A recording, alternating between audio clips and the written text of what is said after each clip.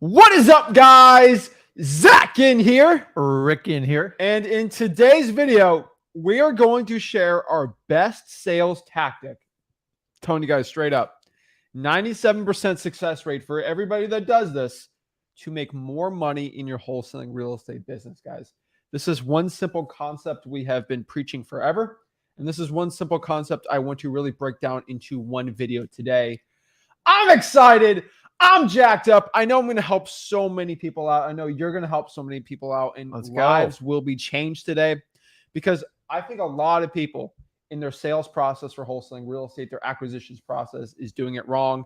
And here's the thing. We could be doing this $4,000 a pop on a yacht, on a mastermind boat, doing something stupid. But we have decided just to do it for free to reach the most amount of people possible, to help as many people as possible learn wholesaling real estate absolutely for free. So I'm excited. I'm ready to go. I'm like, we're going to change lives today. And that is the point. That's what we want to do. So without further ado, do me a big favor. Make sure you smash that like button, hit that subscribe button, comment below your questions.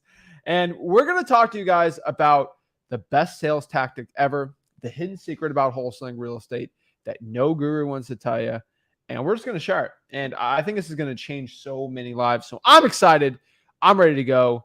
I'm telling you, sales works, right? Like this is something that's going to change lives. Yeah, but you got to get people, you got to have enthusiasm and excitement in any type of sales you do. You just can't be like, okay, you sell me your house. So how do we get them jacked up? Like, how do we get people? There's one thing to jack people up. Let me tell you one thing, and we're going to get into music. We're going to get the music. Everyone loves the music, but like this should be the most excited you are today. And for two reasons. Number one, you woke up today. Okay. You are alive. You are breathing. And hopefully your family's doing well, right? My family's all healthy right now. And it's absolutely a beautiful thing. I love it. Guys, I wake up every day so grateful for what I have in my life.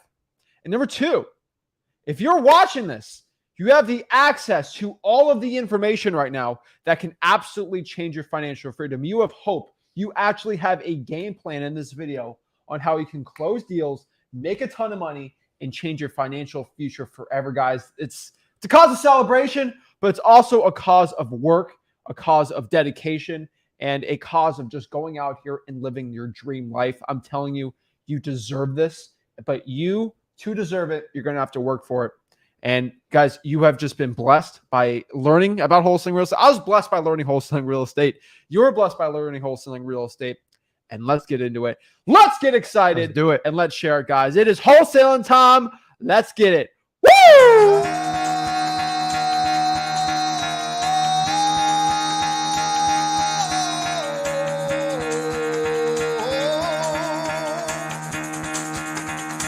Get the fuck out of bed, bitch. Go.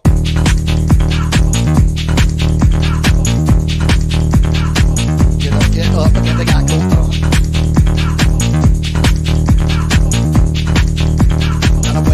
Time to wake up, bitch. Get up. Get up. Get up.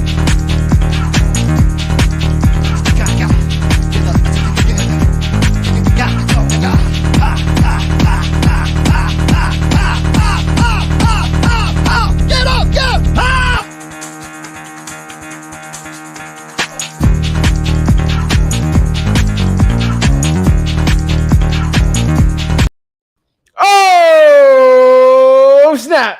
What is up, guys? We're ready to go. We're excited. We're going to break this all down for you guys. Literally, we're going to jam pack a $3,000 weekend acquisition seminar in sales and wholesaling real estate all into this video today. So it's a lot going on today, right? We got a lot to share. We got a lot of secrets to give out.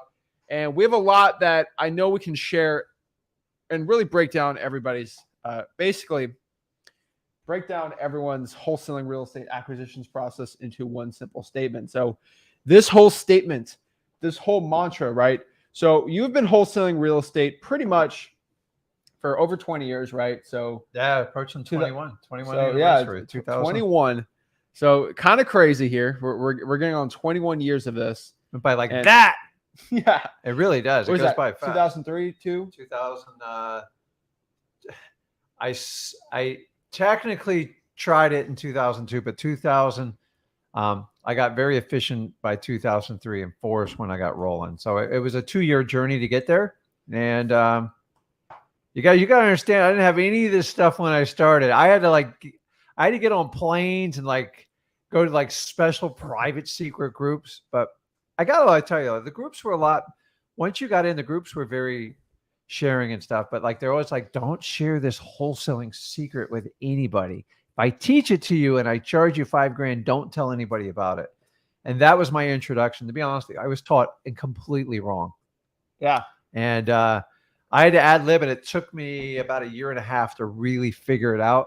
And guys, I want you to understand, I took massive risk when I did it. If you think you're taking risk now, try doing it with no instruction, no game plan, manually mailing to people. And like so my driving for dollars has always been a thing. We just didn't call it back then.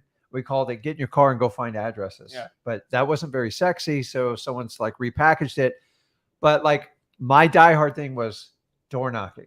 And man, was that scary. But I got over it, man. So if you're having like any type of fear, cold calling, texting, mailing, I don't care what it is, get over it.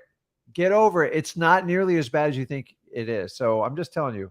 Yeah. So let's break this down, what the sales tactic is. So you've been wholesaling since 2003, 4, like in that range. And really you're wholesaling the regular way, right? Like regular wholesaling, right? Doing very well.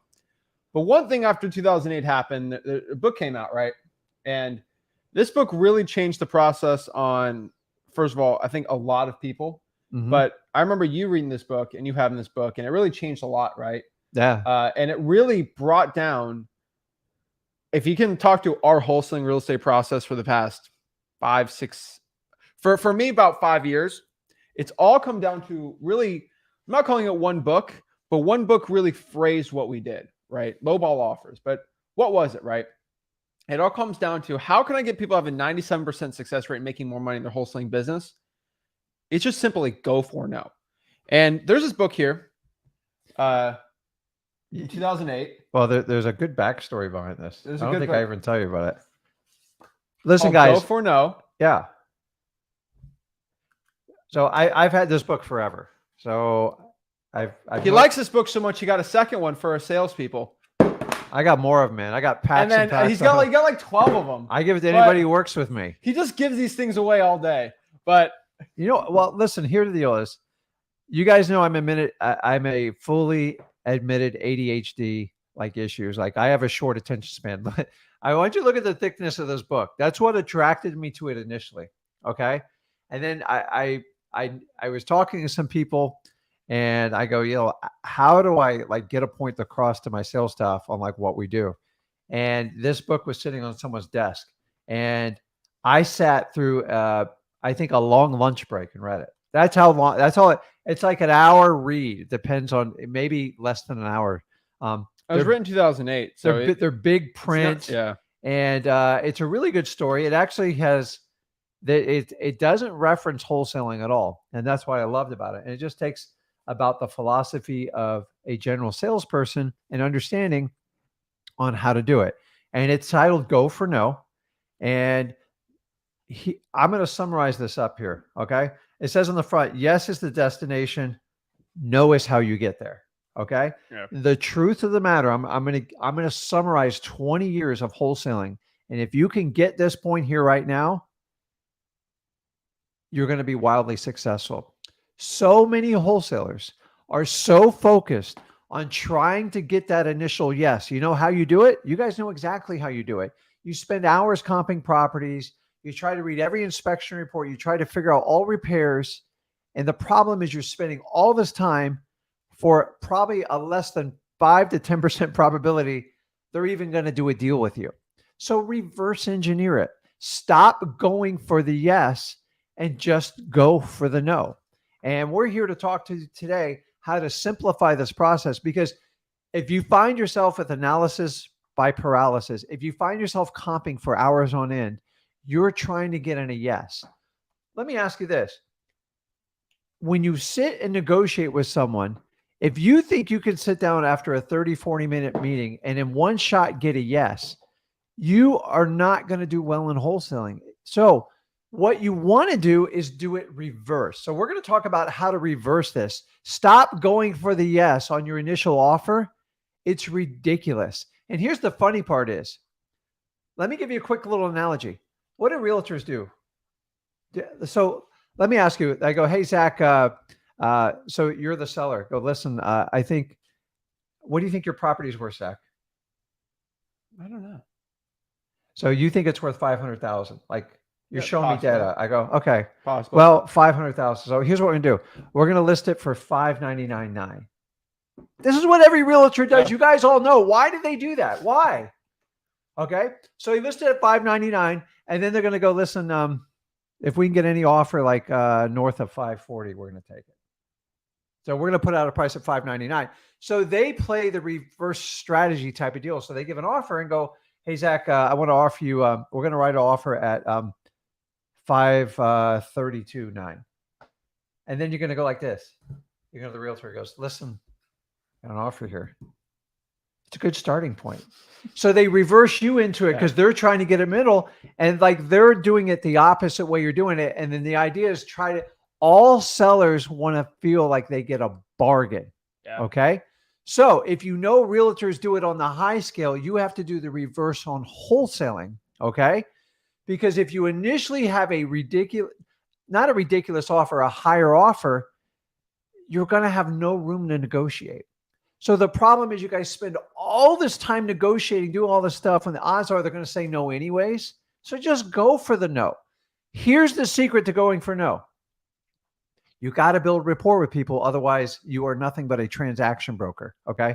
And if I go and go, hey, Zach, I know your property's worth 500. I'll give you 250. What are you going to say? No. You say, get the hell out of my office. Yeah. Like, I'm done with you. Okay. Now, if I sit down there, I drink a cup of coffee with you, I talked about your kids. I go, hey, Zach, listen, I'm just going to take a wild shot here. I know you think the property is worth 500, but listen, what if I just give you a cash offer for 250? Is it something you're even interested in? Or here's the thing. You're going to say no. Yeah. Here's the catch, though. He's not going to kick you out. And what's going to happen? You're going to give me a counter. Yeah. The counter is the key for going for no, because you have no idea how low your seller will go. I've had instances with him in the room. I thought I was giving a go for no, and they fire out and do a handshake. I know. Actually, we're going to share a video with you shortly on like a very similar opera. You have no idea what's going on in the seller's head. And if you think you do, you don't. And if you're trying to guess by getting a yes, you're doing this business wrong. So stop spending all that time running comps and analysis, and you're sweating bullets. You're going to be nervous when you make the offer anyways. I'm just going to let you know up front. I was initially. And just go for the no. Like, that's it. So I have a process I can walk everybody through. Yeah. If you want to do it towards the end or do it now, it's so simple. I'm telling you guys, you have to meet with a ton of sellers. You already know that. So stop analyzing your deals. That's what realtors do.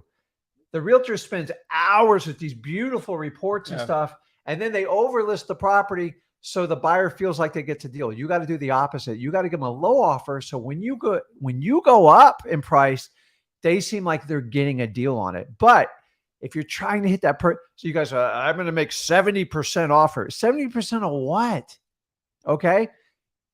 Do you want me to wait to give them the step-by-step? Give it to them. This is it.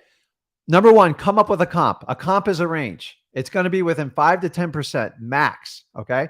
So if the range is 200 to 220, you're going to pick 200, take 10 grand off of it right off the bat. Okay. So like 190, let's call it 185. Okay.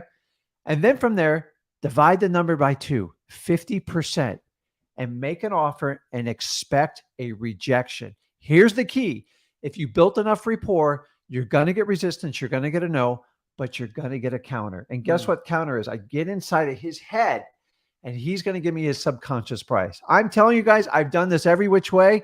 If you do it like this, you don't have to waste all your time doing all these comps and stuff. And now you're starting a negotiation. But now if he says you think the property is worth 200, you're trying to make these. If I give you 168,954, the guy goes, no, I want like 195. What are you going to do? And that's the problem when you try to get super tight on your numbers. So understand you're going to get a gap. Now, worst case scenario, he says absolutely yes.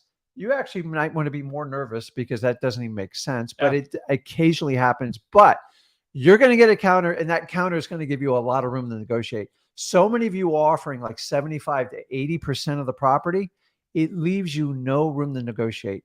Go for no, and I'm telling you, it's going to change because you guys are overthinking this business. Simplify it. You are going into a market that is rapidly declining. Your go for no is more important now than ever. I get it. The last 4 years was an anomaly. Prices were smoking hot. You guys could offer 95%. Guys, those days are over. I'm telling you, this is how wholesaling works. Now, I'm going to give you a disclaimer. Those of you that want to change the rules on how to do this, you're going to fail miserably. Rick, I'm going to change that 50% to 70%. See, that's the problem. The reality is when you do that, you're trying to alter it because it's going to make you uncomfortable. Guys, get uncomfortable, because if you keep making these high offers, you're going to feel good. You'll get that instant gratification. Okay, great. You got a contract. You haven't made any money yet. You know who's going to reject you? Who's going to reject them when they get those high prices and they go to try to sell it? Cash buyer. You're going to get rejected like 15 times from cash buyers. So would you rather get rejected once and negotiate, or on the back end 15 times stress out? And I don't care what you say, there's nothing worse than going to a seller. It happens every now and then, but when you're doing it like 60% of the time, or some of you guys like 90% of the time, go, I got to get out of this because I paid you too much. The seller is 100% going to tell you to get out of here. You're wasting my time. Okay. So go for the no. Find the lowest comp. Don't go with the highest comp, the lowest comp. Build massive rapport. Divide it by 2. Make a scrunchy face offer. Go, listen, what if I just offered you like $100,000? Is this something you're interested in? As long as you don't get kicked out of there, you have room to negotiate. And if they go, are you crazy? Did you lose your mind? I go, that's what my partner said, but that's why I'm here talking to you. Tell me a number that would work for you to get rid of this property. And just start with that. And now we're volleying. And then I teach you the volley method. Go to freewholesaling.com. I teach you how to do this. But guys, you understand you have to have that room to negotiate. And by going for no, you will have more success. You have been conditioned by realtors, your parents, your teachers to try to get an initial yes. Rejection is a good thing. It works. You're broke, guru. Yeah, I'm just telling you guys, like right now, you got to like, I might even come back in 3 to 6 months and tell you to like even lower the number, go for 40% of it. But by doing that gap, it's a psychology thing. I'm getting a subconscious counter. And then at the end, he or she's going to feel like they got a deal because you went up. Okay. And that's the problem. But if you chase prices at 70, 80, 90%, where are you going to play with this thing, man? So what if we have back taxes and all this other, dude, at 50% offers, you got plenty of room to negotiate. So guys, I have a lot of experience in doing this. I know it sounds painful. You just have to condition yourself. You're better off to get the rejection up front and have that difficult conversation than to sit here and fight with your cash buyers. You know what the number one question or concern I'm getting from everybody on this? My cash buyers, they're confused. Like they won't give me a commitment. You paid too much for the property. The cure is go for no. Yeah, it's absolutely true. So we have a lot of strategies for wholesaling.com, how to do the go for no strategy. So I'll break down some of them too. And then we can kind of get in a little more about this. But kind of what you said about the comp thing is right. It is a range, but you got to understand, first of all, your motivated seller does not know at all what your offer is going to be starting out, and you don't know what their lowest offer is going to be, right? It's kind of a weird game because you guys don't really know the prices of each other. So in wholesaling real estate, we're negotiating. We always want the advantage. So how do we do this, right? He who says the price first loses. That's how traditional wholesaling, traditional sales goes, right? And this is why we like this book. And you can obviously pay for the book, right? You got Richard Fenton and Andrea Waltz. Shout out to them. So there's a bunch of free PDFs out here on these two. I'm not telling you to do that, but there's a lot of people that have no money that do it. We've bought it like 50 times. So I think I've bought it for every single person on the stream probably. Yeah, I buy them in cases. It's really cheap. But, it's a quick read. It's short. If you got a short attention span like me, like I like to get to the point and get it done. It just says, listen, you're approaching sales all wrong. Go for the no. So by getting the no, you're getting your seller to give you kind of their bottom line price. And that's your starting point for negotiating. By doing it the other way, you going for a yes, you're now chasing the seller. By doing this strategy, the seller has to reach and chase to you somewhat. Otherwise, guys, if there's not motivation, we're moving on. We are not realtors.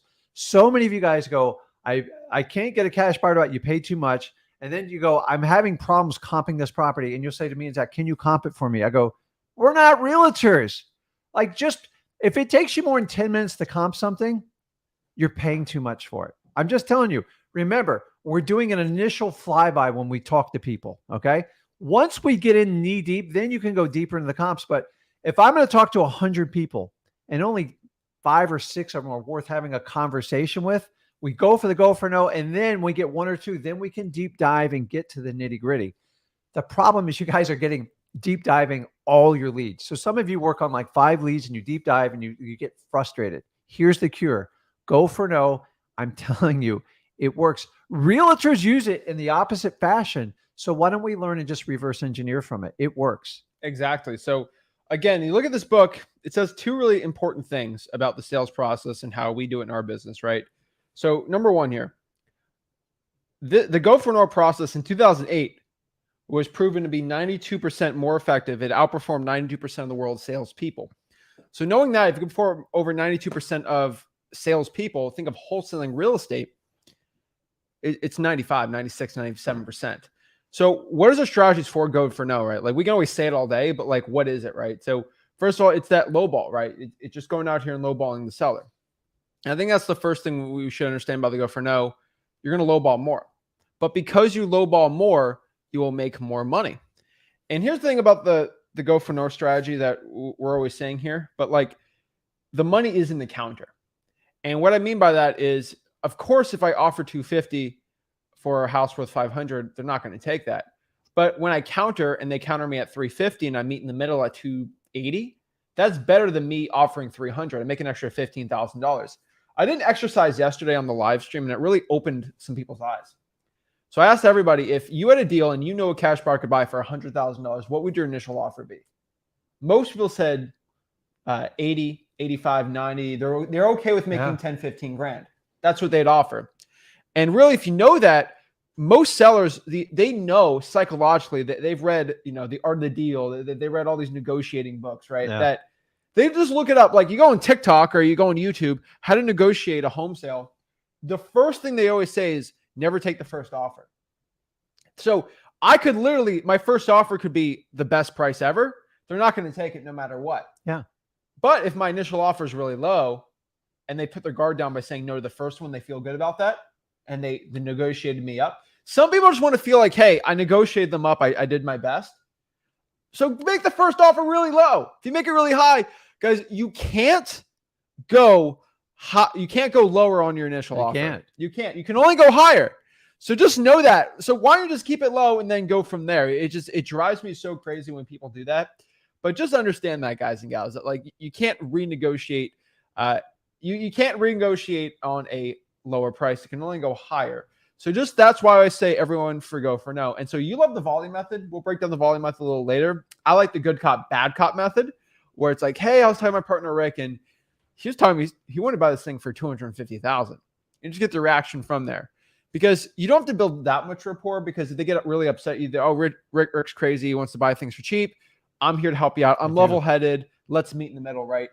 And that works really well. So there's some ton of strategies, everything like that. But what I want really everybody to understand is y'all are just overcomplicating everything. And like I just, even yesterday, I kind of broke like I talked about the lowballing method a lot yesterday, and kind of piggybacking on this. So this is the perfect like 2-part video series for it. But even after I explained to everybody how to give offers in under 2 minutes, not even the sales, just like how to give an offer in under 2 minutes, people still complicate. They found ways to complicate it, because just being honest, a lot of you guys are too smart for your own good. And I'm saying this sincerely, with like no jokes aside, you guys are too smart for your own good. And what I mean by that is, you guys are very smart with everything you do. You're very analytical with it, right? That's why you chose freehosting.com. That's why you watch our stuff, because you know that we have the best content out there. And like, you're very analytical with it. With me, who's a very analytical person, I could tell you is, it took me a long time to learn this, but you sometimes just got to shut your brain off and just take the action. And what I mean by this is, like, so many people they'll spend, I don't know, an hour on a comp on one property before they even call the person. And I'm telling everybody, stop sweating the offer and start sweating the motivation. If you get really worried and stressed out if your seller's going to be motivated or not, that's where the care should be on the deal. You should not care about the offer or the comps. I don't care about that because I can always change comps. Yeah. I can always change the price. I can always lowball a seller, but I can never make somebody more motivated or less motivated to sell a property. I can't make somebody's family member unfortunately pass away for them to want to sell it more. I can't have the bank foreclose. I can't do that. You don't want to do that, right? You can't change somebody's motivation. I can't make the property worse. I can't not cut the grass, but you can always change the price. So focus on what you can control in life. And this is just a general life rant, but like in life, focus on what you can control. And if I can't control, I can control the price, just lowball it, but I can't change the motivation. So let's focus on that and then go from there. Guys, if you were spending more than 4 minutes doing your comps, stop doing it, right? Steve Jobs says this. And so Charles puts this up here. Steve Jobs says this: simplicity scale. Well, simple scales, fancy fails. That's right. But Steve Jobs says the quote that simplicity scales, complexity fails. Or was it Bill Gates that said that? I'll figure it out. Hold on. Simplicity scales. Complexity fails. That was a Steve Jobs quote. Love Steve Jobs. But yeah, guys, the more simple you make this, the more money you're going to make. Just turning your brain off and being like, hey, let's just lowball the seller. The reason why this works is because you're just going to have more volume. You're going to be able to talk to more sellers besides spending 6 hours on one deal. And what do you need when you start out? Because you don't have the experience level. You need experience. You need volume. And the only way you get experience is through volume, and volume in high quantity will make up for your shortcomings. And then in a short time period, guess what you get with the volume? Experience. Yeah. So stop trying to make the perfect offer. It doesn't exist. I'm telling you, I've done this long enough. In the beginning, if you just, especially in this market, it couldn't be more ripe. Remember, the challenge is your sellers are typically making decisions on emotions. You can't make offers on emotions. You're going to have to remove it.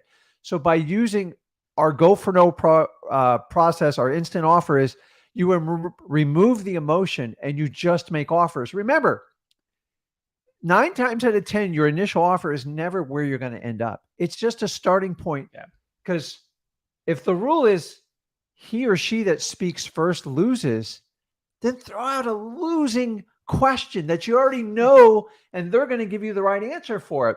So if they're already reverse hacking on how to negotiate their piece of real estate, is throw out your first price and make sure it gets rejected.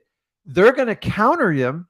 You can say, hey, Rick, you're tricking, you're baiting. No, you're not. We're just playing within the rules. Is most of the time sellers react emotionally. Okay. So this is going to accomplish 2 things. It's going to get you out of your own head.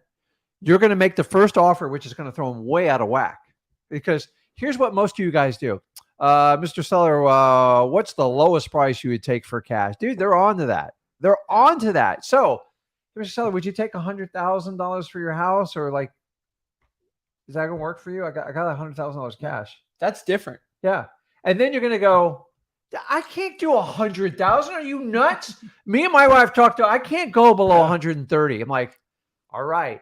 Now that's your starting point to negotiate. You just saved probably 2 weeks of BS. You've beat every other investor to the punch. And who gave the offer? Who gave the price first when you do this, right? Yeah. He gave the price first, because my offer, honestly, you take 50 cents on the dollar, I'll take it all day. But I get a reaction and we move on. So I see Karina's poker. My biggest problem is comping in Texas.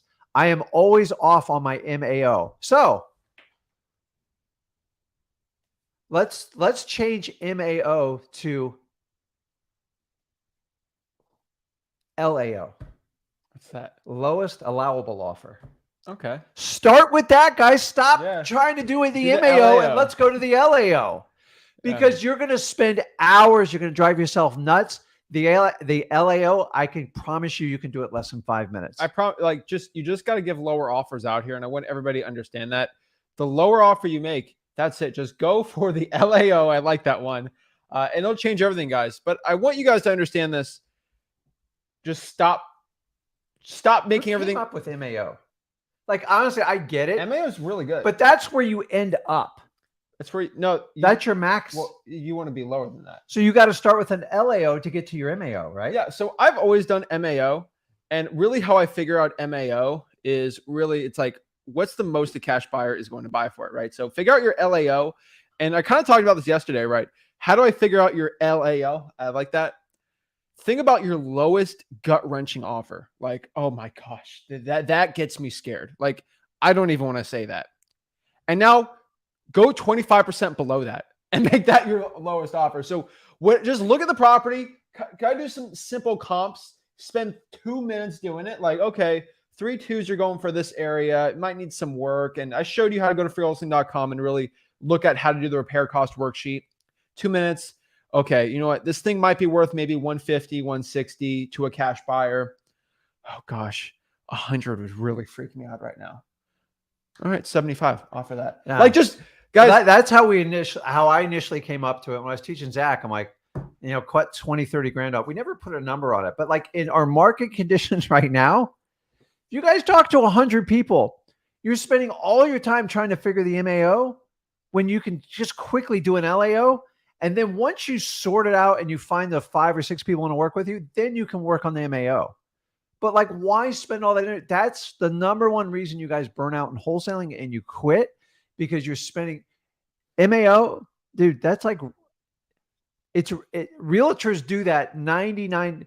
So I think what's a realtor's? It's past the MAO. It's like 100%. yeah. So MAO is just where you just want to be below. So yeah, we do teach that, and it's something you should be doing. But I think you should focus on the LAO first. That'll give you the volume and it'll get you through. And here's the really cool thing. The LAO, it will help you seek motivation because you're going to watch people's reaction. And guys, I'm just telling you, don't do this without building rapport because it's not going to go well. And here's the biggest, I want everyone to understand when we're saying this. Like we're talking about lowballing all this stuff. It's great. But if you do not know how to lowball the right way, if you do not know how to talk to sellers the right way, if you do not know how to build up the appointment the right way, you will fail. And no, there's no crazy skills or like, you got to know generally how to do it. So this is why I tell everyone, go to freewholesaling.com. If you just throw out low balls like that, it's not going to do well. It's not good, right? It's sort of like, I always call it, it's like a basketball. It's like playing it's like shooting a 3-pointer. Mm-hmm. If you get the ball and you try to line up perfectly and get the 3-point, you're going to get blocked. Like someone's going to come up and slap you, right? Mm-hmm. Now, if you get a 3-point and just try to chuck it, it's not going to do well. There's a happy median where you spend some time go in, but like not chucking it, but like sometimes where at least you get in a good position and then you shoot with some follow through where it'll go in, where it's not perfect, but it's got enough into it where okay, Larry Bird. Good. But that's the thing. Like you cannot be perfect on it, but you got to have at least some effort into it. And that's how you should do your lowball offers in the sales tactics. And really that's it, guys. So yes, we have our scripts. freewholesaling.com. We have it all in there. And then think about this. The people that listen, I'm not picking on any one person, but there's a large guru base out there that teaches you how to give an MAO on like MLS. So their percentages are brutal. So if they send out 100 offers, they'll get like 3 to 5 responses and maybe one will work with them. Well, there's people that do that in our market. So the problem is that's when you build zero rapport now you're a transaction coordinator, basically. It's MLS wholesaling is different though. It's different. It's a huge numbers game. And to me, you have to have beyond massive volume. By building rapport, you can actually find the ones that'll work with you. And remember, guys, it's how to start the conversation. If I could get everybody to do 50 cents on the dollar, like we'd all be like super, you wouldn't have wholesaling at all then. So remember, the LAO allows you to seek out motivation, work with the people that are going to do a wholesale deal. That keeps you out of like realtor world, and you don't have to sit there and try to give the perfect offer that they'll say yes for. Like, trust me, guys, when I started, I had to get over this. We've all been conditioned for it. We got to be professionals. It's got to be perfect. Dude, it's the complete opposite. So if you get a chance, pick up the book. It spells it out. That's the only point of this book. Anything else is really a waste of your time. Go for no, guys. Like, that's it. Simplify it. You are in a rapidly declining market. Some of you people on the West Coast, there's crazy numbers coming up. You've got to get the lowest price to move your product. Okay. I'm not calling it rapidly. And it's going down though, but not insane. I saw some of the numbers coming out in Arizona. Like that is kind of ground Yeah, zero. yeah. Arizona and California, Nevada, they're They all need it, having though. challenges. So but guys, in this market, I don't know where the bottom's going to be. It looks like the next year could be a very bloody year. So you've got to find the lowest price so you can move product. And while you do this, you're going to learn so much while you do it. Here's the key is, do not try to manipulate this through your own goggles to make it work for your personality. You're going to have to get uncomfortable. You're going to have to make it happen. And remember, this technique allows your seller to give you a price, which, what do we teach you? Whoever gives price first basically loses. We're not really giving a real price. We're giving an offer to try to initiate a counter. Every good realtor wants what? Other than a smoking hot market. They want a counter, right? Yeah. And here's what they tell them. Ready for this? It's a good starting point. And I'm telling you right now, LAO, good starting point. It works. So guys, I just gave you 20 years crash course. I probably saved you hundreds of thousands of dollars in coursework. This is the truth to wholesaling. Everybody tries to make all this stuff so sexy and do this and do that. All these cute little techniques people are teaching you outside of wholesaling, it's try to get everybody to say yes. The reality is you need to be going for no. He or she that goes for no more times will be the most successful in wholesaling. And honestly, that's kind of how life is. I want you guys to say yes to opportunity. But when it comes to wholesaling, this is a sales technique that works wildly successful in wholesaling. And if you'll use it, you'll get your brain out of it. You can't operate on emotions on this. Your sellers, 95% of them operate off of emotion. So if you invoke that emotion for a response, which is a counter, you're going to do very, very well. I completely agree. So guys, I want everyone watching this just to understand this, that like, we're not telling you to go out here and just do insanely, like really embarrassing low offers. Like there is a difference between like being a terrible, really, really low offer just to just do it, than versus where it's a low offer, but it's not so insane that it's still not great. So like, for example, if the house is worth $200,000 to a cash buyer, you offering 50,000, that's not a good thing to do. Like I'm just like, that's not what I'm talking about. Okay. I'm not talking about that because that's so insultingly low. Even if they're super motivated, they'd probably not take that. Where it's got to be low. It's got to be really low where it's uncomfortable for you, but still high enough where a seller would realistically take it. Right. I think that's one thing we got to understand, because we're not trying to buy houses for 20 grand when they're worth 500. Like, I just want people not to understand that like, oh, I'm just going to do 40% off the Zillow. Like, that's not how it's going to work. You got to be a little better on it and just be realistic with it. I would say the max on a lot of these deals, right? Like, so the most I've ever made on wholesaling deals, 100, 110, 120. And so just understand, and that's like an ARV of 400, right? Yeah. So that being said, if your ARV is like 150, 160, the most you're realistically going to make an assignment is probably 50 to 60. So if you reverse engineer that, do an offer where you'd make 70 or 80 and then go from there, that's better, right? I just want everybody to understand, like, okay, if the house is worth 150 to a cash buyer, I'm going to offer 40. Like, don't offer 40. Like, be realistic with it. I just want everyone, like, yes, we're going hard on the go for no. Yeah. But don't be like, every offer I got to make 100,000, because some people have these ARVs where it's like, my MAO is this, and that means the most I'm going to make, the least I'm going to make is 90,000 on a deal. That's a pipe dream type thing, right? Yeah. So you just got to understand that too. And it's about the motivation. But a couple of things. I see questions popping up. Well, Someone's asking about, well, how do I deal with repairs? Christopher right there. Okay. So, here we go. The problem is now you're changing my number to 65 minus ARV. Here's the deal. Remember, this is just a starting point to do a negotiation. It's not the end point. Okay. 65 would be great to be an end point. But when you make these offers, you don't have to think about repairs. You don't have to think about anything. When somebody comes in and goes, you do have to think of repairs. You do. But sometimes initially, Christopher, you got to go to freeholstein.com. Yeah. It's all in there. Like, you're making up numbers in your head right now. The repair cost worksheets at freeholstein.com. The formula based on the ARV is all in there. Yeah. Like, so you're going to have to minus off repairs. But I'm telling you, sometimes when you guys are major repairs, yes. When you guys are talking about like $10,000 to $20,000 of repairs, don't get too lost in it. I've already told you, take the lowest comp and take a shaving off of that. And remember, it's giving you a starting point. Say it had $10,000 in repairs, which is minor. There's plenty of profit if they even take an offer at 65% when you do that. So I just want you to understand, it is a starting point. Remember, I want you to engage the people that want to work with you, and then you can approach an MAO. You can get details, you can get pictures and all that. I'm talking about you guys that are cold calling and stuff like that. Build rapport. Everybody who's trying to take people down in one phone call, guys, it takes time. People take time to get to it. Okay. When this offer technique ideally is when you've already qualified them, MCTP, right? Mm-hmm. And you've decided to make an appointment, and maybe they've already given you a number over the phone just to make sure it's going to work. Then I meet with you. And this is when you're applying the technique. You're not doing this on the first 10 seconds of a cold call, right? Mm-hmm. You're click next.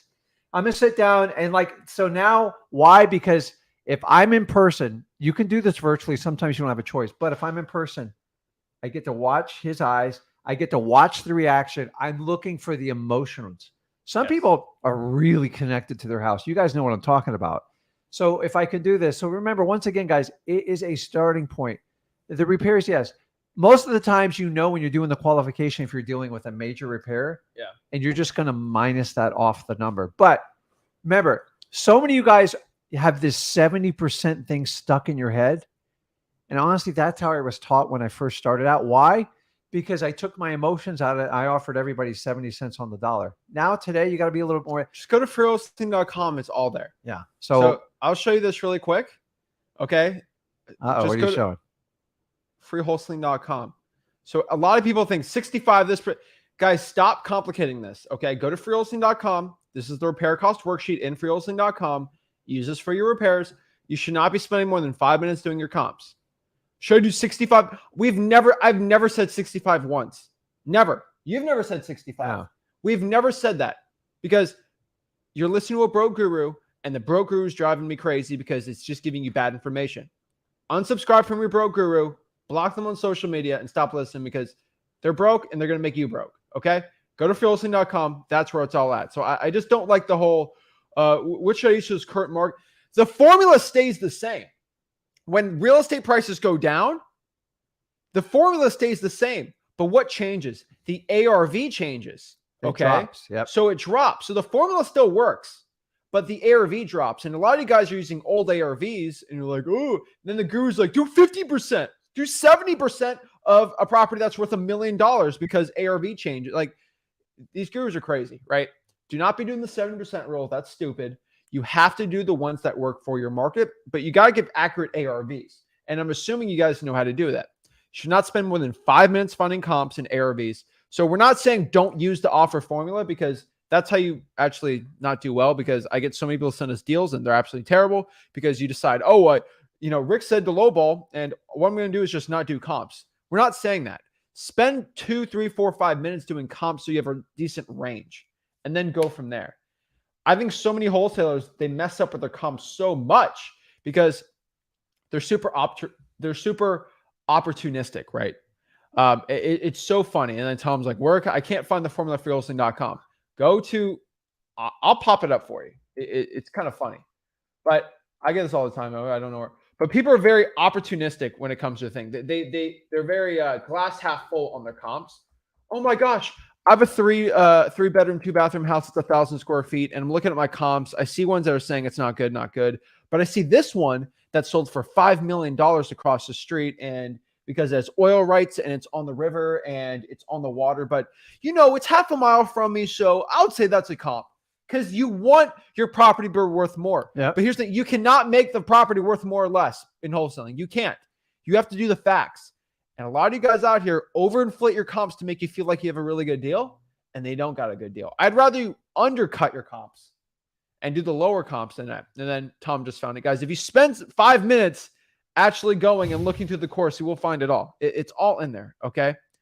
I think so many guys get it. So yes, there is a balance to everything in life, right? Mm-hmm. There's a balance, right? So you just got to understand that, yes, you shouldn't spend too much time complicating the offer and comp. Still do it, 5 minutes, That's what you can literally calculate an offer in 5 minutes of realestate.com. So that's why I tell everyone to go there. But you guys have complicated 3 insane things. You've complicated your comps, you've complicated your offers, and you've complicated your negotiating. And it drives me insane. So many wholesalers. This is why we destroy our competition. So the biggest thing everyone's always talked to us, right, in our local market, how do you do $50,000, $60,000 deals? This makes no sense. I can only make $10,000 on a deal. Because we go for no. We stink and go out here, we go for no. Second, we are not robots when we talk to sellers. So this is how you get a 97% success rate talking to a seller. You're not a robot. So many people act like they're a robot. So many people act like they are this crazy salesperson. They're Jordan Belfort trying to close a seller. This is a people's business. What do I mean by this is a people's business? This is a business where we connect with people. This is not a business where we are unemotionally. A lot of you guys like have dreams to be this like real estate, developer or the stock trader where you're buying and selling stocks and like that's your dream and you're acting like you're doing that in real estate. This is not what we're doing. We're connecting with people, getting a property under contract and selling it. I see so many people, they want to act like they're a real estate investment firm because it sounds sexy and prestigious. And then that's what they start caring about the real estate more than the person, and then they fail. Yeah. Don't you see it all the time? It's guys, the point of our topic today is to simplify your offer negotiation section. And find the ones that want to work with you, and then you can go in what we kind of like much more detail. But the problem is if you spend an hour, and a lot of you spend a lot more time, to be brutally honest, hours with say 30 or 40 sellers, like you're going to give up your entire week. Yeah. And some of those people won't even work with you. And that's why I'm telling you guys, I'd rather you go find the people that want to work with you. And when you find them, use this technique to initiate a counter from them. It's how you go about it. You can kind of figure out, here's the big play on all these things. It's ARV. You guys are all over the board on ARV. Get super conservative on your comp and leave a ton of room to negotiate. Because if you're starting at 70%, I want you to understand, once you give 70%, the seller goes, that's a starting point. And you're doing you're waiting for them to give you a counter and you're going, that's a starting point. So you're going to have to reverse this game a little bit. The secret to going for no is build massive rapport. How do you build rapport? You can start with scripts. You got to convert them to conversations. When you have conversations, let me ask you this. Who rather do business with a friend as opposed to a complete stranger? That's it. So you have to, it's not that you're becoming their friend, you're becoming an acquaintance. Okay. Because once if Zach was a realtor, hey, Zach, I need to sell my house. You just list it for me. Dude, thanks, man. Just tell me what the numbers are. I'll see you later. You all would love that. But you don't know, and I've put in thousands of hours communicating to Zach to get to that point. Yeah. I'm not telling you to put in 1,000 hours, but you're going to have to put in maybe a couple hours if you want to get to that point. But I'm only going to invest time if I know there's motivation there. Sure. And then when I get to it, we're going to have that sticky point. I'm going to use the go for no tactic to try to get into his head as quick as possible to see if we can put a deal together. Yeah. If he kicks me out, it's going to happen every now and then. But for the most part, guys, I'm here to tell you, man, you can do amazing things with the go for no. And I know it sounds scary. If it makes you uncomfortable, it's the right thing to do. I'm not talking about cut people at their knees. It's just a negotiating strategy. And that's what's going to work the best for you in the long run. So my challenge here today is, if you find yourself trying to get that initial yes, I want you to sit there and be honest with yourself, be accountable to yourself, not me or Zach, to yourself, and go, why am I spending so much time on every offer? And you're going to break down because you're trying to get a yes. You know why you want a yes? Because you get that instant gratification. Okay. Yeah. That instant gratification is not going to make you any money in wholesaling. Okay. No. You've got to learn to get rejected, man. It's like, you just got to be like a walking body armor. The key is build that rapport so you can continue the conversation. Because to be honest with you, you build it up. I hit them with the go for no.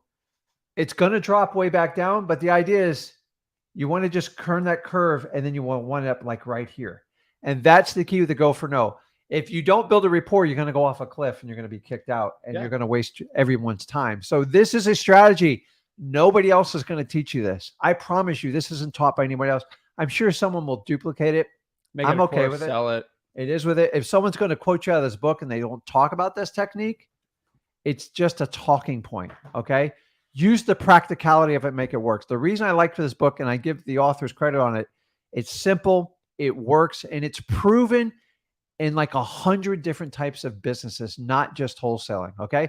I just took the strategies. I go, man, how can we systematically make it the negotiation more effective in wholesaling? And because all we ever know is the 70%. So I'm telling you guys, this works.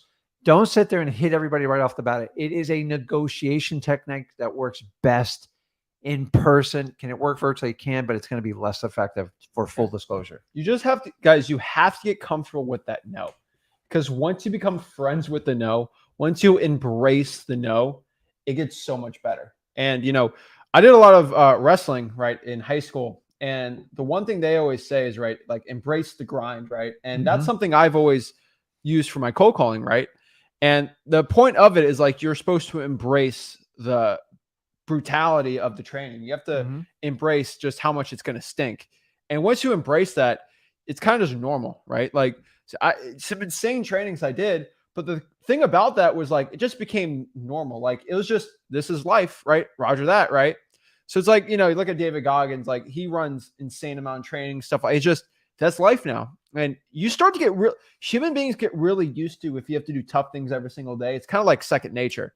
So when I was training for a marathon, when I was running 10, 11 miles a day, it wasn't that difficult after like a month doing it every day, because it just normal life. And the coolest part about that is kind of like you work out, 4 or 5 days a week. I worked out 4 or 5 days a week. We work out together a lot. It's just like, it's second nature to work out. Some people are like, they dread it, like, oh my gosh. It's just kind of normal for us. But after a few months, if you don't work out one day, you feel like an emptiness. Like you take a week off, or you crave it. And it's like, not crave it, but you feel like, because here's the end. Like if you guys will focus on the end result and get through the pain of the conversation, this is the brutal truth, the wholesaling. Everybody fluffs. Oh, it's so easy. Give me your 10 grand. I'll show you how to do this. It's a piece of cake. You're going to have uncomfortable conversations. You're going to have to hit people in the mouth. So if you guys have kids, you can relate. Okay. You have amazing rapport with your kids by nature. Okay. Because you spend a lot of time with them. And if you don't, go spend time with them. But there's a lot of times I had to grab this kid by his shirt and go, hey, this is what we're going to do. And that's it. And sometimes it was just cleaning his room or stuff like that. You all can relate if you have kids. And after a while, you guys, you know what? I don't want to have that conversation anymore. It's less painful just to do it this way. If you guys would stop chasing the yes and go for the no, it's going to be uncomfortable. Why? Because you've linked the wrong emotions to it. That's the point. We all want yes. We grew up, yes, yes, yes, yes. The reality of the world, no, no, no, no, no, no, no. Find the one yes that works. And if you do that, you get past that uncomfortable part, you're going to flex that muscle. And once you do it, probably it's going to take you 30, 50 times. After a while, you're like, okay, this is standard operating procedure. Here it comes. I'm building them up. I'm going to fluff them up. And then it's like, I'm going to punch them, but I'm going to pick them up. Yeah. And then we're going to find a way to put a Band-Aid on them. Like, do you see my point? And go from there. And that's it, guys. You've got to understand this. This, I'm telling you, this is the core of wholesaling. Okay. And especially you newcomers that are just getting into this. So many people just don't understand, like, rejection is part of this business.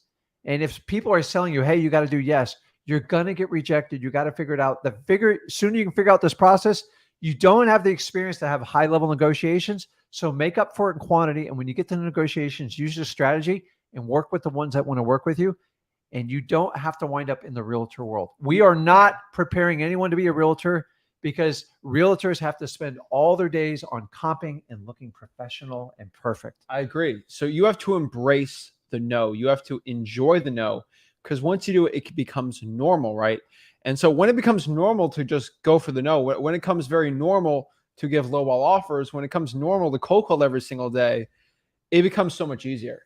And so many people come up, they're like, I'm so nervous to have a conversation with somebody. I'm so nervous to cold call. If you do it, I tell everybody, if you're nervous to cold call, do 100 cold calls, then get back to me. Yeah. I guarantee you will be less nervous to cold call the 101st person. And it's a 0% chance after 1,000 cold calls, you're going to be really worried to cold call anymore. So it's just, that's the point, guys. And it's like, oh, I'm worried to go to the gym. Go to the gym 100 times. 101st time, you're not going to be nervous to go there anymore. You might be like, oh my gosh, I got to do it. But you're not going to be nervous anymore. So embrace that no, because the more no's you get, the closer you are to that yes. And that's the way I look at cold calling, right? If I cold call and I get a no, I'm like, okay, perfect. I'm close to that yes. And I know, like, if I cold call 500 Drawing for Dollars leads, I know it's probably going to be 490 no's and 10 yeses. And those 10 yeses, I might pull 1 or 2 deals out of it. So I get a no, perfect, close to the yes. Boom, boom, boom, boom, boom. You keep going after that and you'll do super well, guys. This is the tactic nobody shares. This is the tactic nobody talks about. But if you can simplify this business, stop overcomplicating things and start lowballing, you'll start doing more wholesaling real estate deals. Your income will change. Your life will change. And that's the point, guys. And the last part about the go for no we want to talk about today is saying no to the excuses. Go for no. Say no to the excuses also. This is the biggest issue with so many people. Oh, I can't talk to a seller right now because I have to do this, or I have to do this or that, or I can't start cold calling until I get the perfect market. I can't start doing this till I get my transgressional analysis sheet on marketing on the 4th degree. Guys, stop it. Stop overcomplicating it. Do income producing activities. Income producing activities. Cold calling is setting up your podio the perfect way for the 50th time going to make you more money. Is comping the 40th house going to make you more money? Well, if you get a logo and the perfect business, no. How do I set up my LLC structure? Guys, Yeah. None of this is going to make you money. Do I have to get a good website? Like, no. Listen, guys, go for the no to get the yeses in your life. The yeses you want, the yeses you target for. The reality is, why does Zach go to the gym? Why?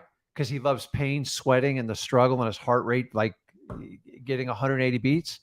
No, he does it for the end benefit. You feel better, you look better, you live longer, and you're able to be active in your life. Okay. If these screws pull up, I can get them. That's Yeah. why I do boxing. You know, that's Except why for like wrestle offs. If these But guys, screws pull up, I got them. You know, The truth in life is, the people that really get life understand you have to do some painful, uncomfortable things. The reality is, when I started out wholesaling, I'm not going to say a completely different person, but I'm a completely different wholesaler, 100% from the day I started out. So in the beginning, you need clear cut like techniques to get this done. And you need to be militant about it and go through it. Like, so if you're scheduling from 10 to 12 to do cold calls, stop negotiating with yourself.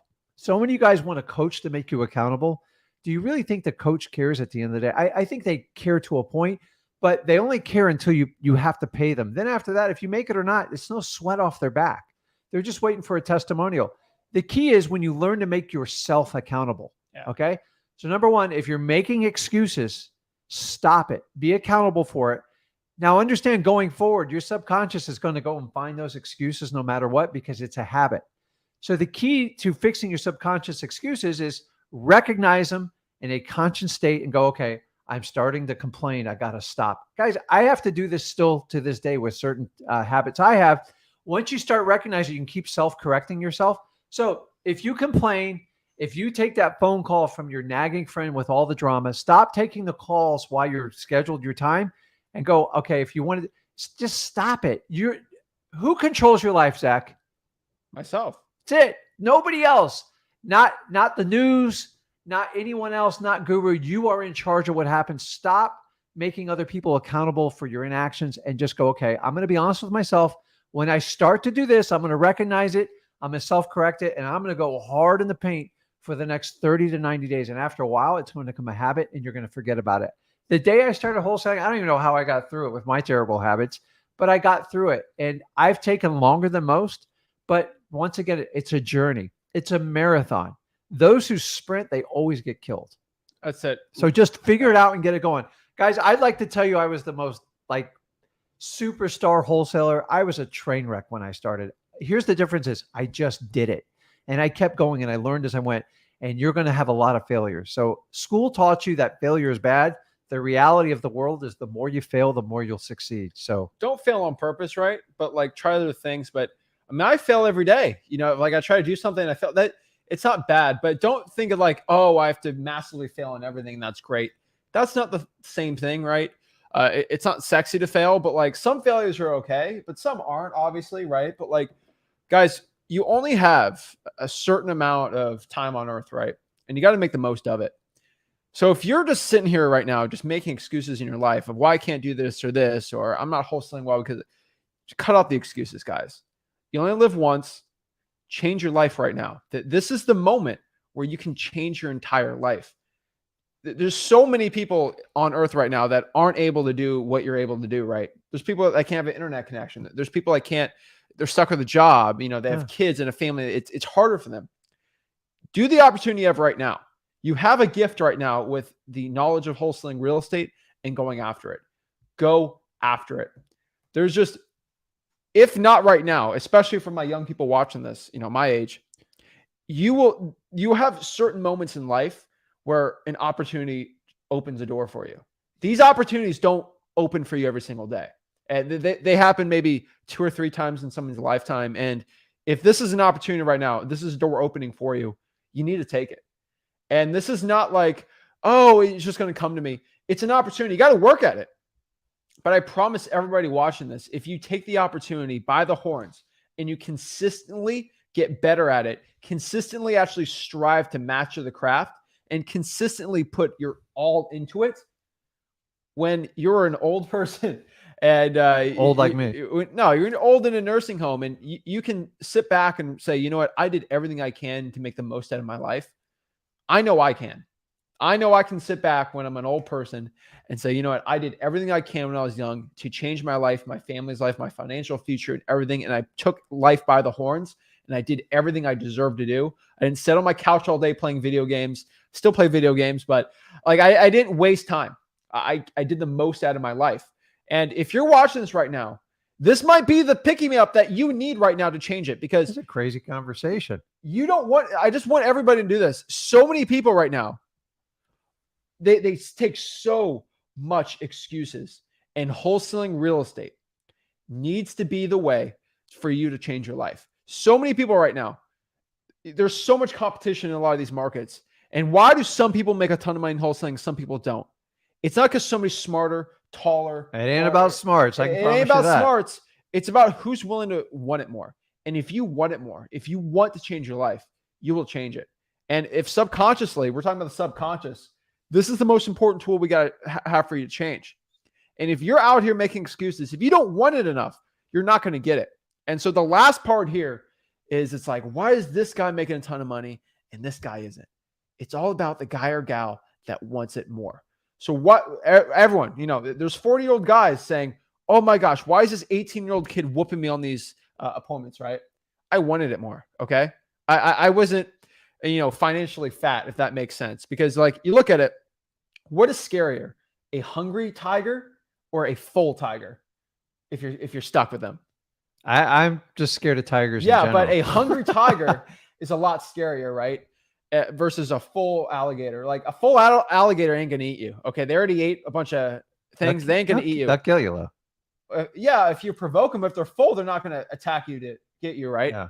And unfortunately, you know, this is how sharks work, and this is why sharks are one of the apex predators in the entire world. You know, sharks don't. Their appetite is never suppressed. They can always eat something, and they're always hungry. Always hungry, so they're always hunting and taking everything out. This is the scariest thing about sharks, and you must become a shark. You must eat, you know, get money, but never be satisfied with that. And the people that were like 40, 50, they're making a ton of money in wholesaling. They didn't want as much as I did. I was sick of my bag boy job. I was sick of working that 9 to 5. I was sick of cleaning toilets. This is why I won. Guys, I went on a 12-year corporate journey. I didn't figure this out till like my 30s. So if you're going, man, I've done this, you can change at any point you want in your life. Okay. So let me leave you with 2 stats. Okay. They've done studies, and you know that your personality, your habits, your emotionals are all formed by the age of 35. And if you don't make a conscious decision to change it, that's just the way you're set.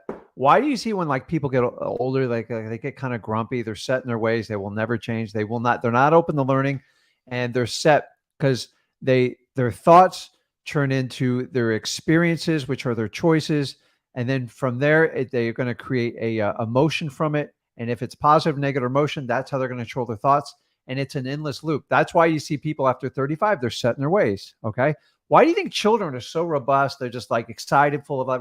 You got to find a way to get back there. The only way you can do is by doing a conscious decisions, and you have to rectify. If you're not happy where you're at, make a decision to change it, but it's going to be uncomfortable. And it's going to be painful in the short term. That's what we're teaching in wholesaling. Number two, they did a study on people in retirement homes, nursing homes, and they asked them, do you regret what you did not do or what you did do?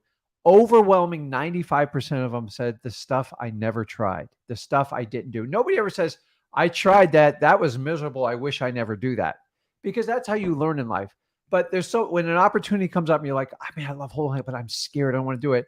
And you let it go. And then you go back to your comfortable 9-to-5 job. And then you get to your nursing home and you're like, hey, do you have any regrets? They're like, man, I should have tried that wholesaling. I watched everyone be successful around me. I didn't have the guts to do it. We were never meant for 9-to-5 jobs.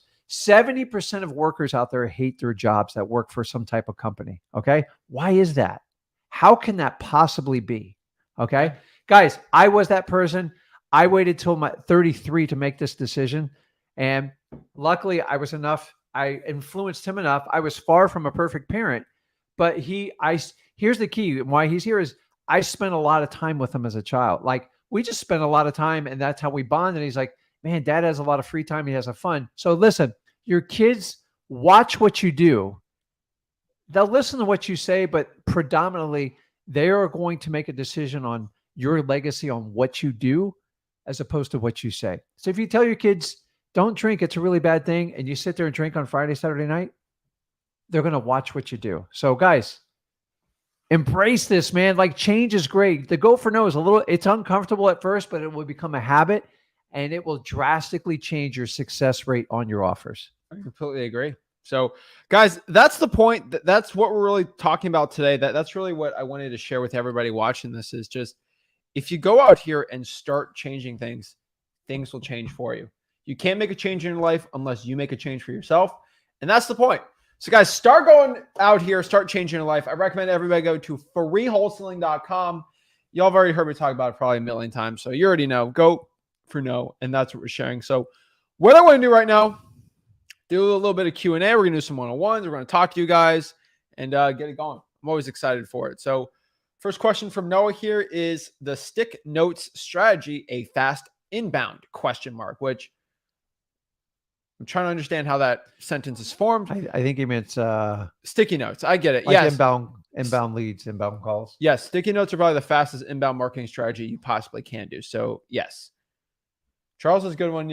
There's like training in the gym. The more reps and calls and negotiations you do, the better your form gets. That's true. But training in the gym, making calls and negotiating is fine. Having experience is great. But your diet is your diet of information, right? So if you might be doing reps, but your form can be terrible, right? So like I can work out. You guys know there's people that work out for 4 hours a day at your local gym that is just, they're not any bigger. They're not even that muscular, and they never will become more muscular because their form's terrible and their diet's terrible, right? But if you work out and then go through the drive-through at Mickey D's, it's not just a waste of time. So it's a mix of things, right? So if you are putting in the reps, the calls and negotiations with the right script, you go through freewholesaling.com, you actually know how to do it the right way. It's a really good combo, right? Yep. And it's very hard for somebody to eat right and work out really well. That doesn't look good, right? I want you guys, the diet of your mind is almost as important as the diet of the food you eat. And obviously there's moderation for everything, but just understand that and help you out.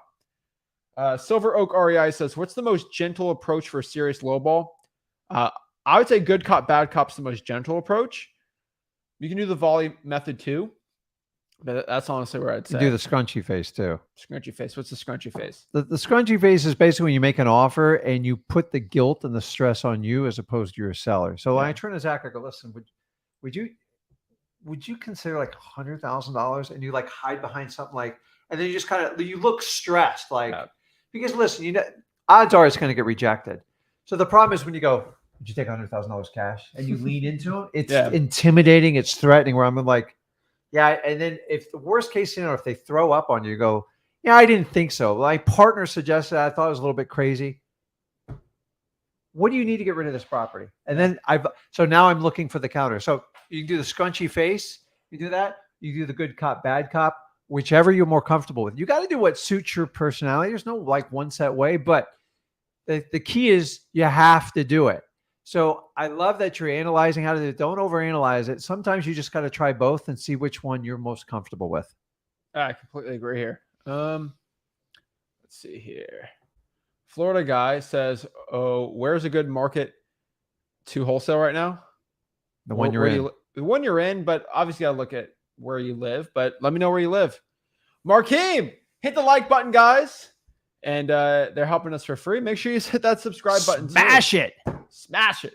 Break the table.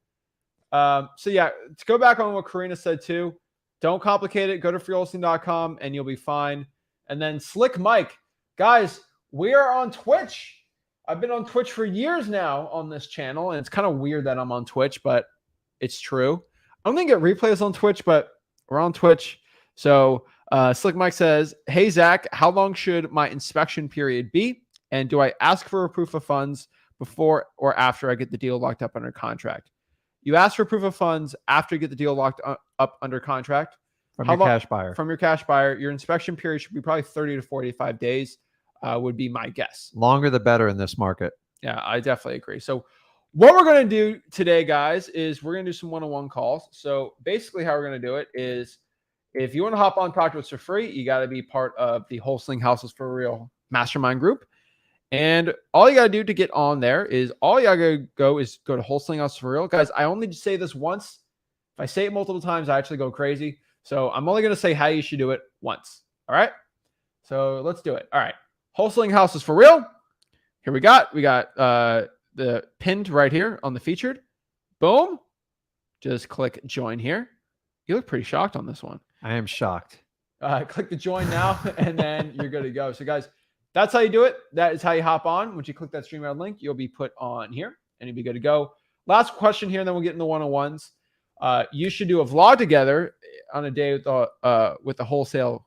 So we actually have vlogs. All you got to do is go to the Rick Ginn YouTube channel. We have vlogs on there. Mm-hmm. The Zach Ginn YouTube channel, we got vlogs on there. You're probably watching on the Flip with Rick YouTube channel, which y'all should. There's new information on all of them, different videos. I've been going nuts on that thing lately. So yeah, we have lives. We actually do separately on those channels exclusively. So make sure you subscribe to the Zach Ginn channel and the Rick Ginn YouTube channels. And then also the Wholesaling Houses for Real YouTube channels. We have exclusive content on all of them. So it's pretty cool because Wholesaling Houses for Real YouTube channel is just a YouTube channel for the mastermind I have. We both run. Mm-hmm. So it's pretty cool. There's exclusive content on all of them.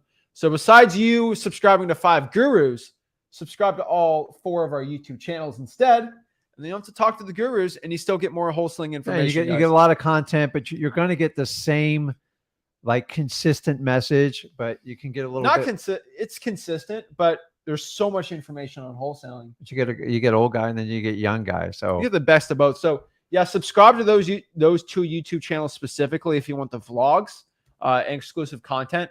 I'm telling you guys, you're missing out on videos all the time. And you get more access kind of when we do the lives on there because they're a little bit newer. And we got a ton of people waiting right now. So if you missed out on an opportunity to do the one-on-ones when we do, Zach does his own live. I do my own live. You do yours what? I do mine on Sunday nights. And I do mine on Monday evenings. Yeah. So it's a great opportunity and you get a little bit different like spin type of deal. So sometimes I go on like rants. Zach's very good on the techniques and the technical part on it. And then we like to come together because we both think alike. And it works really well because you guys get a mix of, I got a lot of wisdom in my head. He's really good at pulling it out of my head. And that's why we work so well together. Yeah, so let me show you this. So if you're on the Flip with Rick YouTube channel right here, so this is the Flip with Rick YouTube channel. All you guys got to do here is just click onto the channels tab. So we're on Flip with Rick on YouTube, right? Click on the channels tab. And these are going to be our other channels. Y'all can go subscribe. Oh my gosh, I'm not even subscribed to. Are you kidding me? All right, there we go. So that's embarrassing. But yeah, so that is it, guys. So the Zach Ginn YouTube channel is right here. This is the Rick Ginn YouTube channel, and this is Wholesaling Houses for Real. What's going on with your hair there? This one? Whatever. Who cares? So guys, this is the Zach Ginn YouTube channel. And just so everybody knows, like, here's a live I did 3 days ago. This is at my house. You can't get this on the Flip with Rick YouTube channel. This is exclusive live, right? I'm not even invited. I haven't even been. I've seen the studio. I just haven't been. The best lead gen strat. Like, this is a video I recorded.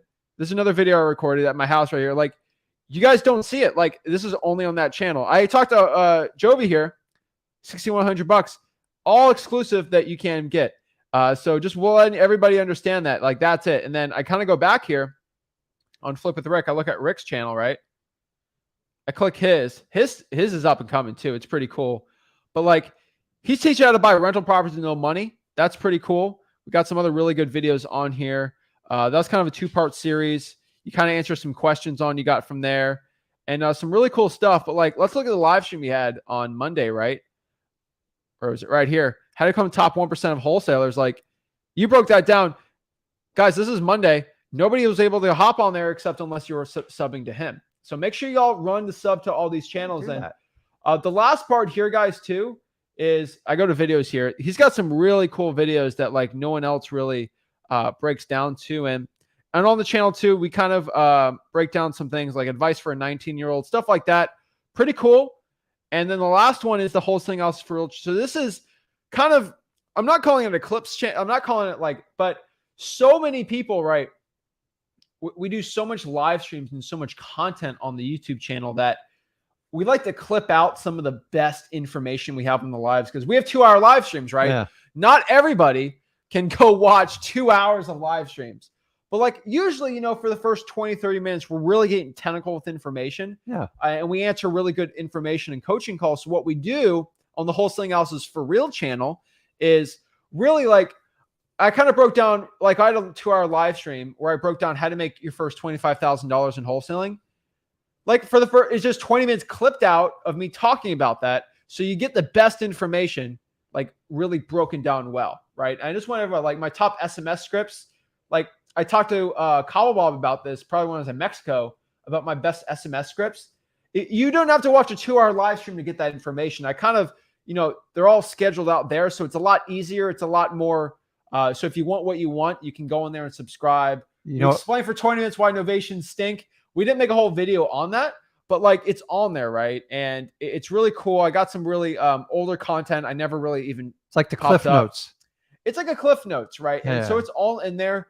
I just want everybody to know that like, it's not the most craziest content like we're doing on the other 2 channels, but guys, a lot of our live streams, you can't watch all of them. It's all in there. So make sure you guys hit that one too. It's a highlight reel. It's like your ESPN highlight reel of the Miami Dolphins. So I know a lot of people are like, oh, I missed that. Just hop on there. So that's why we have 4 YouTube channels, because we're trying to grow as much as possible on it. And I felt so bad because I can only give out 1 video a day on the Flip with Rick channel. I felt so like there's so much I just want to give to the industry. That's why I have all of them. So just appreciate everybody listening to that. It gives you more opportunities to connect with us one-on-one. So I see a bunch of people waiting for us there. Yeah, that's it. And there's people actually on the Zach Ginn YouTube channel and on the Rick Ginn YouTube channel that don't even know what Flip with Rick is. So make sure you go to Flip with Rick. That's the biggest one, right? That's where that's the best channel, I would say. Like, if you could only do one, it'd be that one.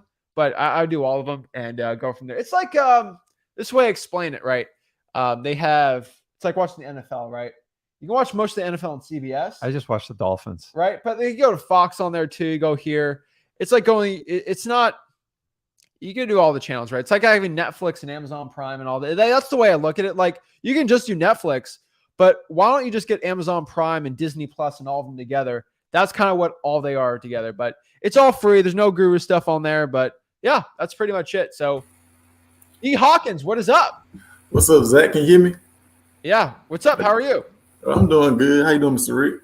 Good, man. How are you? I'm doing good, but I got a dilemma.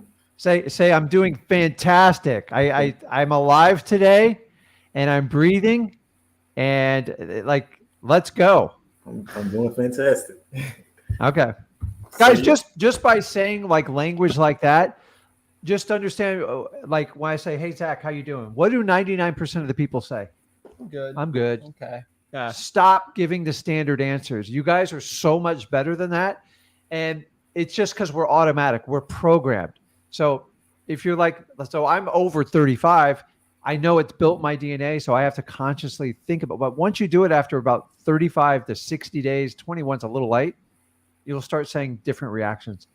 Because here's the reality: when you guys are dealing with sellers, you go, "How are you doing?" And they go, "Oh, I'm good." Yeah. Just say, "Dude, I'm super fantastic. How can I help you get your house sold today?" Like, oh Yeah. my God, the enthusiasm. We're not selling their they're doing house. fantastic. Buying their house. Sorry. Get it sold. Awesome. How can we help you out? Okay, so I have a question for Mr. Rick. I've had a deal since June. I had locked up, found a buyer and everything. Yeah, the owner had passed away, so I got in contact with the daughter, and we went through the whole affidavit of heirship process, and we got to the end. Okay. Two of the heirs were minors. And Okay. I had to find an attorney for them. I was trying to see what can I expect through this court process with the heirs on it. Well, which state are you in? I'm in Texas. Okay. So with the minor thing, you have to follow the court process because they have to be appointed and they have to have a representation. So you're not going to have a lot of play on this because you can't influence a minor and you don't want to. Mm-hmm. So either they kind of come to your agreement. Are you dealing with any other heirs other than the minors? Yes, I'm actually dealing with their aunt, which is Okay. the PR on the property. Okay. So here's what I would do is like treat them as if they were your own children in a way and just respect the process. So find out who they're, the people.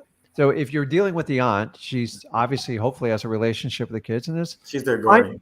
Yeah. So find out what's in the best interest for all the parties involved. And that's all you can do. Remember, at the end of the day, we can't make people sell us houses. Mm-hmm. Just understand you could be thrown a curveball with the attorney. Like sometimes they're like, well, we need to get an appraisal. We need to get the highest bid on the market. And so you just have to help them navigate through it. Are there any repairs needed to the house?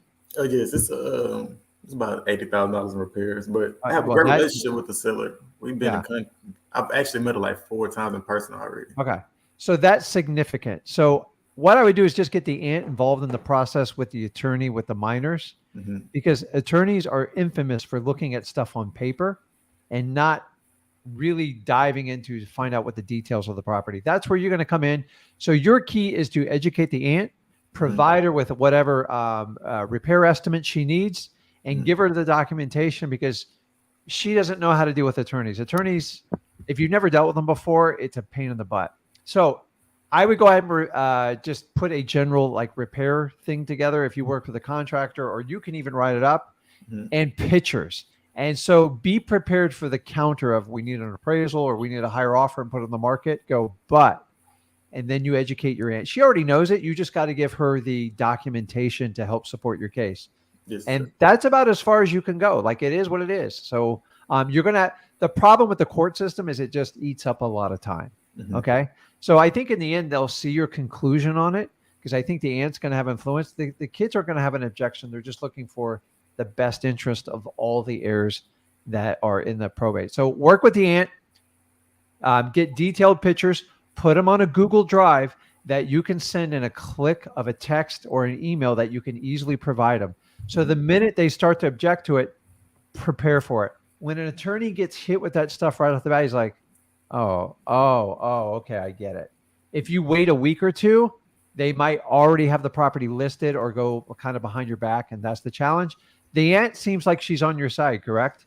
Yes, sir. We actually already have got the appraisal done to the and turned it into the attorney. So you're already. Was the appraisal like the right number you need? Yes, and I had to write a letter to the court as well. Okay, so just have maybe give them pictures, and if you had to give them a repair estimate, and that's it. You're gonna have to wait up the process, and then really just stay in connection with the aunt. And then if you have the ability, here's one other thing you can do. Is find the probate court case and make sure you follow it online too, so you know when there's a hearing. Okay. Here's a little technique. Sometimes when you get these cases that go on a long time, people have a tendency to ghost you. Trust me on this. Okay. Even the best relationships, time can sour them. So don't let too much time. Make sure you reach out to her every week, every other week, whatever you've already established. So I had a probate person ghost me once. So I followed the court case and I go, listen, I'm just going to do a Hail Mary. The worst I do is get kicked out. I showed up to the court hearing. Now, I did not sit in the hearing because if you go to a probate hearing, there's only usually the heirs there and the attorneys. That's it. So if you stand in the back, you're going to stick out like a sore thumb. So I waited till they got on the elevator. I go, John, hey, John, I can't believe I ran into you in your court. And I made up an excuse why I was at the courthouse. I actually was pulling probates at the time and evictions. And he goes, man, he goes, Rick, I'm sorry I haven't talked to you. I'm embarrassed about it. He was right there with the attorney. He said, the attorney goes, do you mind if I have a private conversation with him? This is the guy that's going to buy the house. He said it just like that. Mm-hmm. And what he was doing, he was trying to wait for a final decision from the courts before he wanted to talk to me. I hate that as a wholesaler. I'd rather be in like direct communication and get it. So worst case scenario, if it does fall apart, you should figure out and make sure you get the court case. You can see it online and you can see when there's hearings, and it'll help you corroborate the story that the aunt tells you to make sure you're staying in contact and you're kind of getting the truth on it. So guys, if a probate ever goes south on you and they like ghost you, sometimes they feel frustrated and they want to wait till a final court decision's entered. So that's a little bit of an aggressive move I did on it. I go, but these are the things we do as wholesalers. And I want you to understand, sometimes you got to throw a Hail Mary because that deal put 65 grand in my pocket. And if I didn't reach out to that courthouse, I don't know if he would have reached out to me to re-engage me on the deal. So I think dude, like you're good at this, man. Like you've got it figured out. So the only thing is do the stuff I told you and then pull up the court case and then just watch it online.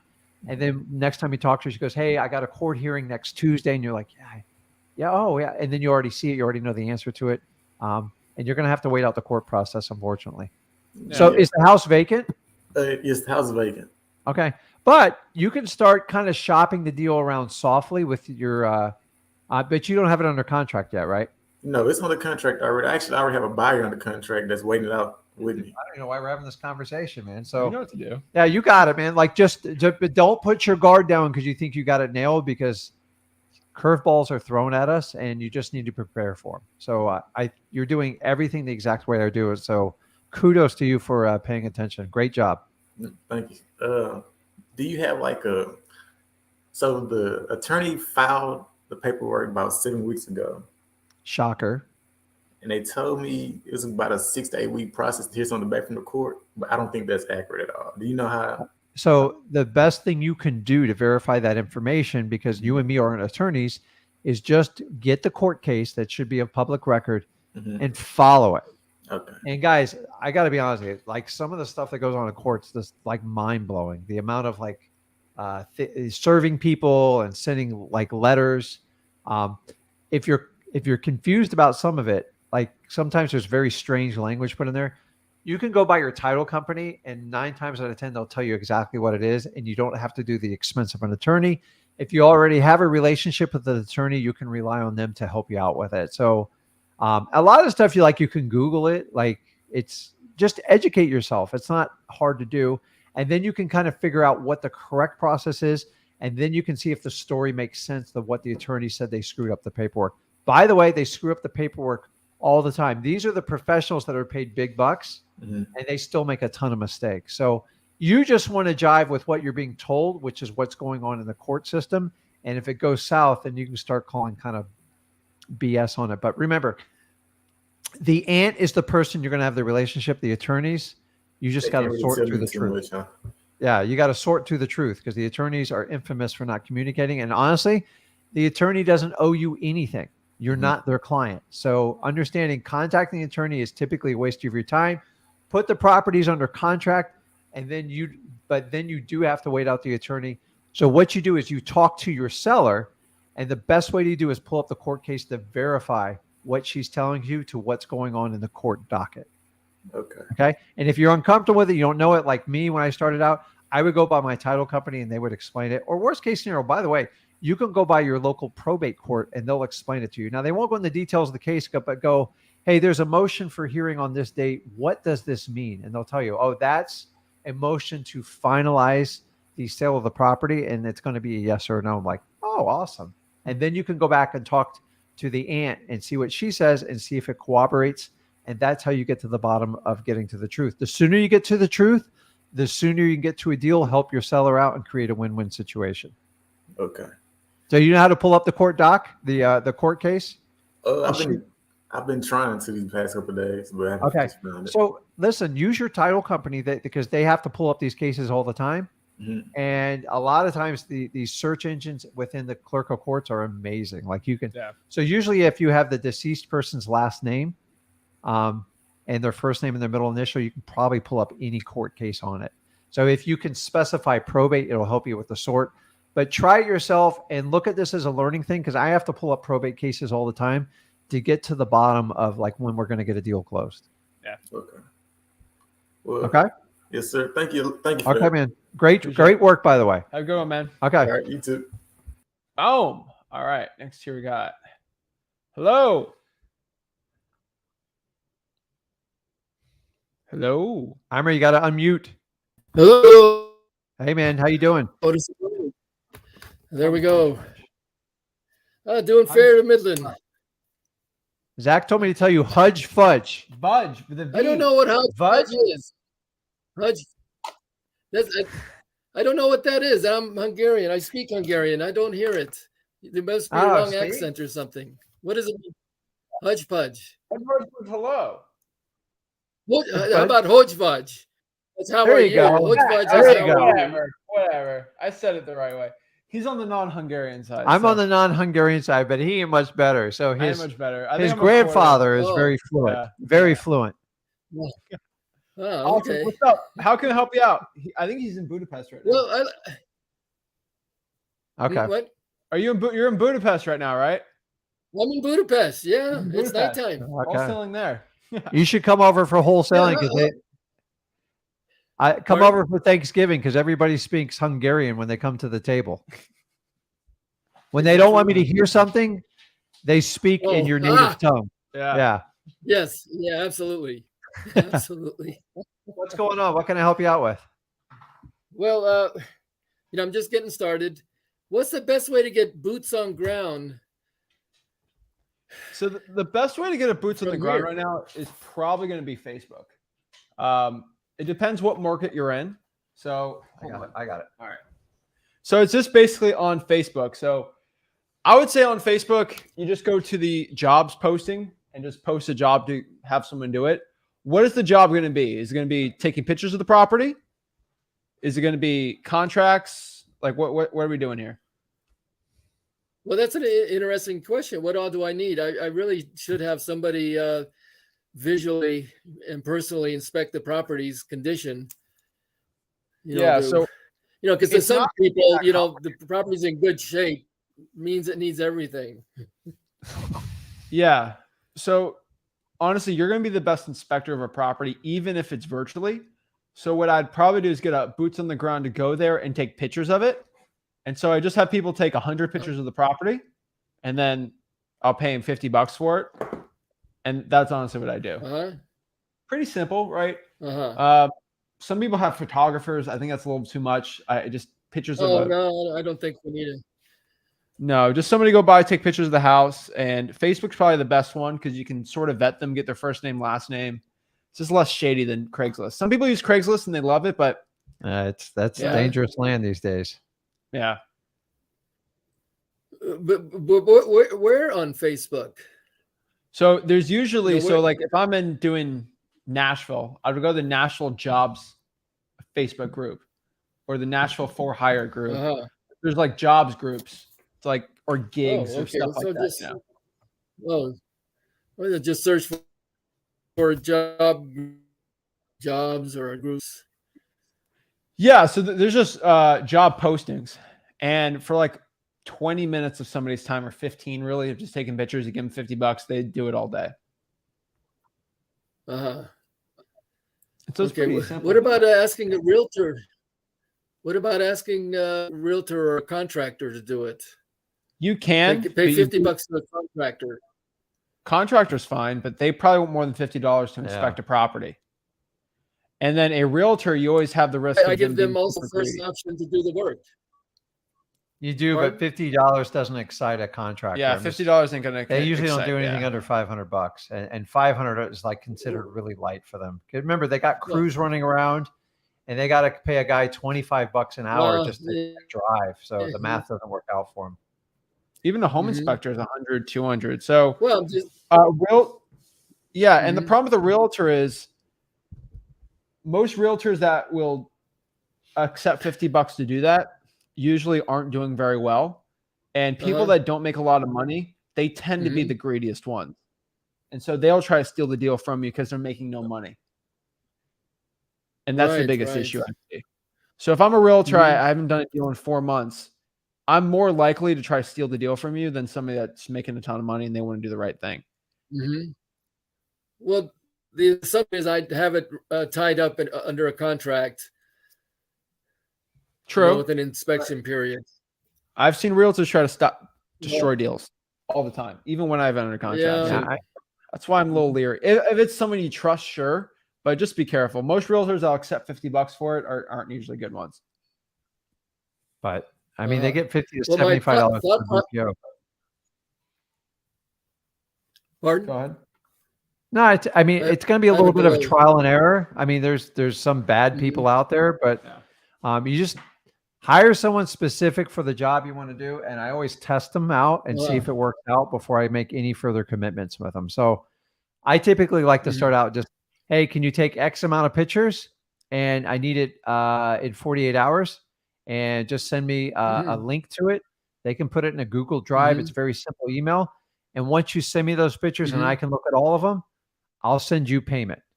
That's it. Like, make it super, super simple right off the bat. And if they do exactly what they wanted and they weren't a pain in your butt, then you can decide if you want to go further with them. But understand, there's going to be people who try to take advantage of you. So here's how you protect yourself. Take the pictures. It doesn't really cost them anything, especially if people got a smartphone. Once they send it, you'll send a payment. Do not send them payment first because 9 out of 10 people will scam you that way.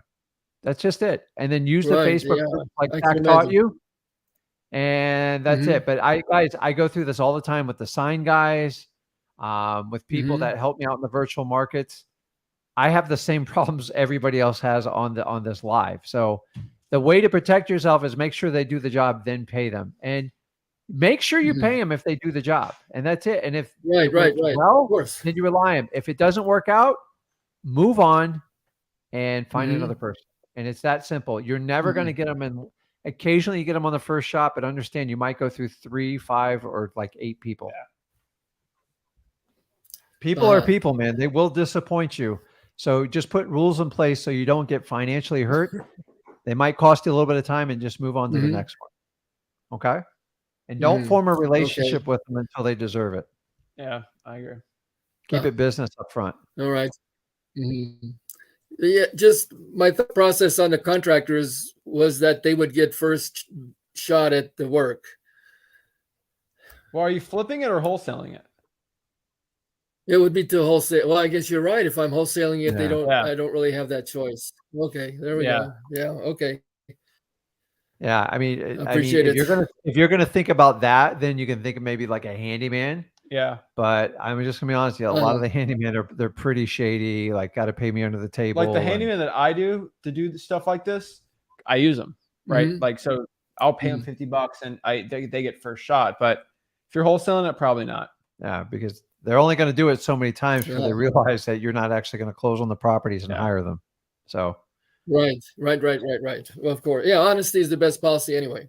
Okay. Now, you're just gonna have to put yourself out there, and you're gonna have to just work through people and understand, like, it's not personal, it's business. And take the pictures, send them me on the drive. If you do it in 48 hours, I'll send you X amount of dollars. If they don't do it, move on, find the next one. And always have 2 or 3 like in the works. And so when one doesn't work out, if one doesn't do it, you can get someone out there in 24 hours so you're not too tied up. That's good advice. That's Come good. to think of it. Always have somebody in check on these, especially when you're doing virtual markets, because time is your enemy. You can't let too much time go by in a deal. I agree. Thank you. I appreciate it. Okay. All right. Have a good one. See you, man. Talk to you next. Let me know when you're in town here in Budapest. Will do. All right. Have a good one. Boom. I didn't know that. That's cool. Next, we got Hasham. What is up? Hey, how you guys doing? Good, I'm man. good. How are you? I'm doing great. Awesome. How can I help you out? All right, so I have this lady that I spoke with her, and she is interested, but for to sell her property, but her husband recently died, and she said that she's doing the probate stuff and to follow up with her later. And I just want to ask you guys, what's like if I should send out like a sympathy card, or what should I write if I want to write like send her a note to remember me or something? Well, let me ask a couple questions. When did the person pass away? I didn't ask that question, to be honest. So why would you send a sympathy Recently. card if they passed away 2 years ago? Nah, So you're saying nah, but you don't know, right? I mean, yeah. maybe it's a probate. Is this a probate? Like, what kind of deal is this? Sounds like a probate. Yeah. No, I got it from Driving for Dollar. Okay. Well, yeah. So, Sean, how long ago did you speak to this person? How many days ago? I think about 2 weeks ago. Okay. So you reached out to them and say, hey, you're interested in selling the property. And they said, my husband passed away. I'm here. And she said she was interested in selling it. Yes or no? Yes, she's interested in selling it. Okay. So how long was your conversation with her? We spoke for about a couple of minutes. It wasn't much. It wasn't much. Okay. Yeah. Did she want to get off the phone? Yes, I believe she did get off the phone. I just can't remember the exact conversation, but Okay. yes. Yep. So so I'm just going to give you my opinion. Great job on the Driving for Dollars and great job reaching out, engaging Oh, them. yeah. That's the Good hardest job. part. Yeah. So some of you guys suffer from like, oh my God, they're cooperating with me. What do I do? And I'm going to tell you, your natural reaction is to get off the phone with them. Let me do a little due diligence. I'll get back with you. Now, 2 weeks has gone by. This is your enemy. Okay. Yep. When you have somebody, particularly in a probate. So how long have you followed me in Zach for? For months now. Okay. So do you kind of hear me talk about probates a lot? Yep. Okay. And what's my number one rule with probates when you're talking to them on the phone, especially? I'm testing you now. This is fun, Hisham, isn't it? Yeah, that's a good question. I Okay. think you probably said either follow up or I don't exactly remember. Okay. So don't worry. You're not in school and testing is. Okay. If you want to be successful, like I love the Driving for Dollars, but I want you guys you just got to understand the basics of probates and the mentality of somebody in probate. We've all dealt with death at some point in our life. It sucks. Like I get it. Like nobody likes to deal with it, but unfortunately it happens to every family. There's no way around it. So when somebody wants to talk to you and you get that, and they tell you a very personal detail like that, they want to talk to you. So here's the key with probate is use your ears and shut your mouth more and let them talk to you, because when they talk to you, they're giving you valuable insight on their history, their motivation, and what's going on with the property. So the reality is the only mistake is you got off the phone early because you were probably excited, right? Yeah, a little bit. You were excited she was talking to you, weren't you? Yeah. Like, oh crap, what do? I got to get off the phone. They actually want to talk to me. Guys, when they want to talk to you, let them talk, especially in a probate. So a probate is, here's the key. You ready? Yep. You want them to talk. The more they talk to you, the more you're going to do what? Listen. Wait. Right. You're going to build rapport. Like they're going to get so the more people unload on you, the more comfortable they are with you. You just don't tell strangers that stuff. So the fact that she did it, she's actually reaching out to you. Okay. No, I'm going to show you how to fix this. Okay. So when they do it, let them talk and go, like use sincere lines. That's when you give them the sympathy right there. Man, I'm sorry to hear that. I hate to hear that. Like, and it's not like, tell me more about that. Can you tell me anything about the house? And just the more they talk, the better off you're going to do. So at the end of the first conversation, you don't talk about price. So you've already accomplished that. You don't have to worry about that. It takes 5 to 6 touches with them before you even get the price. So you've let 2 weeks go by. You need an excuse to call her back. You want to figure out the excuse why we're on this live? Sure. Okay. So you never call back and go, I got to call back to you to follow up because you're in my follow-up file here in my CRM. Well, can I ask him a question before? Shoot. Because we're not asking the right questions for Hisham. Hisham, you had to talk to the lady. Okay. Why did you not set the appointment? She said to follow up with her in a couple of months or something because she's doing the stuff with the attorney, I guess. And that's why I asked you guys to. What state? It's Massachusetts. Okay. Yeah. So you could most likely get a property under contract. It doesn't have to go through an attorney for it does have to go through the probate process, but for most states, I'm pretty sure in Massachusetts, ask the title company, but you can lock the property up. There's usually an attorney at the title company you can ask this question to for Massachusetts, but for most states, you get the property under contract and then you can do the probate from there. So she's giving you an objection, you're not answering it, and you're going to lose the deal because you're not doing speed. So here's the key. And so most probate, one of the biggest objections you hear, and it's not a traditional objection. It's just like an obstacle to overcome. They're going to say, well, I just started the probate process. I'll get back to you when it's completed. So Hisham, do you know what happens when the probate process is completed? I mean, I guess I'm helping you. I'm not trying to embarrass you. I'm trying to help you. Yeah, I mean, I guess you could sell that property after. Or... Okay. What they do is they change the deed and put it in her name and remove the deceased person. Guess what she has now? She has options. She can list it with a realtor. She can call another wholesaler. She can do whatever you need to do. Your job at this point is to educate them and let them. You need to talk to your local title company and make sure you're following your probate laws. But like in my state, I found out by listening to people's objections that I can buy the property before the probate's even over. So the key thing here is you need to understand is if you can legally enter in, so she's most likely going to be the personal representative for the estate. You've got to verify that, but odds are she is 90% chance. Okay. If she is, I know she's probably already in deed. She can enter in that contract. Okay. Now the court's going to have to approve the sale of the property. They just want to make sure that the PR wants that done and she has the legal authority to it and to make sure you got a legitimate contract. So if you enter into a contract with her and you do it soon, you can kind of wait her out and walk through the process. By doing that, you block all other competition away from it. You help her solve a problem because guess what's going on with that? Where's she moving to? Did you find out? I don't think she lives there. It was an ugly house that I saw. Well, do you know? Where was that? Do you know that for a fact?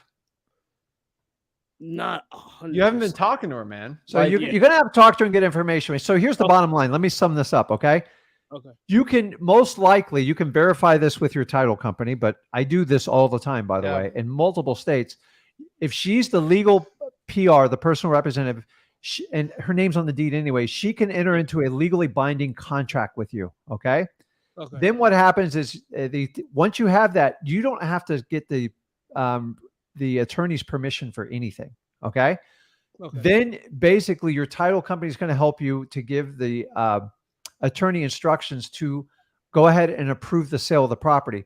Now the property sold, guess what you do by doing that? You fix her problem because the house is sitting there vacant. It's not earning her any money, right? No. Does she have property taxes due on that property? Most likely, yes. She's got insurance bills due, and maybe she has a mortgage on the property. What if you could solve this by minimizing the strain this is creating on her and get the property sold now? You're going to give her certainty. You just got to guide her through the process. So what you need to do is go and ask her some more detailed questions about the property. Go, hey, listen, I forgot to ask you a couple questions. You mind me asking? Set an appointment with her and let her know she's the personal representative. She can enter into a contract. You give her certainty, and we can get this sold before the probate's over because that will minimize the damage that's going on to the estate paying all these bills. And what type of market are you in, Hisham? Is it going up or is it going down? It's going down for sure. So it would behoove her to enter into a contract now to try to bring this to a closure. So you got a lot of things on your side. You just got to reach out and keep going. And by the way, just go to my channel, go to the Flip With Her channel, go to Zach's channel, and just search probate, and you can go into grave detail on all this as well as freewholesaling.com. Yeah. Okay. Yep. I wrote all that down. All right. Okay. Just You Get got to after take it. action, man, and just keep going. Okay. Okay, sounds good. I really appreciate the advice, guys. All right. Okay, man. Have a good one. You too, bye-bye. All right. Next here we got Michael. Hey, how's it going, guys? I'm blessed. What's up? How are you? What's I'm up? doing all right. Doing good. Awesome. What's up? Hey, How can I help you out? So I'm trying to deep prospect on a couple people that I went driving for dollars, found a couple properties. Homeowners didn't answer. Because none of them answered, I started doing reverse driving for dollars and all those leads. And in the process, I found obviously vacant ones, right? Mm-hmm. So in contacting some of these people, I'm not able to get a hold of the homeowner, which was kind of expected since they're not answering, and I'm using IDI data to pull their info. So I got a hold of a couple of their siblings or children and stuff like that. But what I'm running into is when you talk to them, you know, they're kind of just like, hey, I don't think they're interested in selling, but they're also not open to just giving you this person's phone number. How would you guys navigate that? Message them on Facebook. I mean, these guys are like 60 years old. But yeah, I mean, they could have Facebook. That's true. You'd be surprised. You'd My be very dad's surprised. got Facebook. Yeah. I'm shocked. Message them on Facebook and then email them. Go to truepeoplesearch.com. There's emails pop up and then email Yeah. them. They really they like email. I'm going to tell you, Yeah, I get like, a better response on email. I know your than I do. IDI is cool, but like truepeoplesearch.com's got their emails. Oh, yeah. No, all I use IDI for is just because you know how it pulls up all the siblings and children on that file on the right. Yeah. And then I just do True People Search. I just want to know who their kids and their So, wife is and stuff like email. that. Okay. And then message them on Facebook. Okay. And I mean, You doing this locally or virtually? all local. Yeah. I want to go virtual, but I mean, my market's not bad. So these properties you're talking about, they're vacant and they're just sitting around waiting for something to happen. And what's correct? the mailing address on these properties? They're all out of California. So, I mean, they're not local, I guess. Why They're do you send a absolutely- letter? If you Oh, really yeah. I'm want- doing direct mail as well. So, As soon as someone doesn't answer their phones, I'm just sending them direct mail right away. so if you And then I send a go mail direct out, you send mail out, Mhm. you Facebook message them and you email them. There's really nothing else you can really do. Oh, I got one more. You door knock, but Talk to the neighbors. They know everything. Yeah. Nosy neighbors know that's a good one, everything. too. So, like, if I have a house that's real, like, oh my God, when I have a house, any house like that, but when I have one that I know I got like a long buyer's list for, I will go so far. I'll go to the neighbors on both sides and on the front and back, and Damn. somebody always spills the beans. Now, Yeah. the key is don't tell them you're the buyer. Just say, listen, I'm trying to locate. Don't say the owner, use the name. So if John Smith owns it, go, listen, I'm trying to get a hold of John. I've tried everything. They go, oh, you should call him on his cell phone. Here it is. Bingo. I'm telling you, Yeah. don't say the owner because it's code word you're an investor.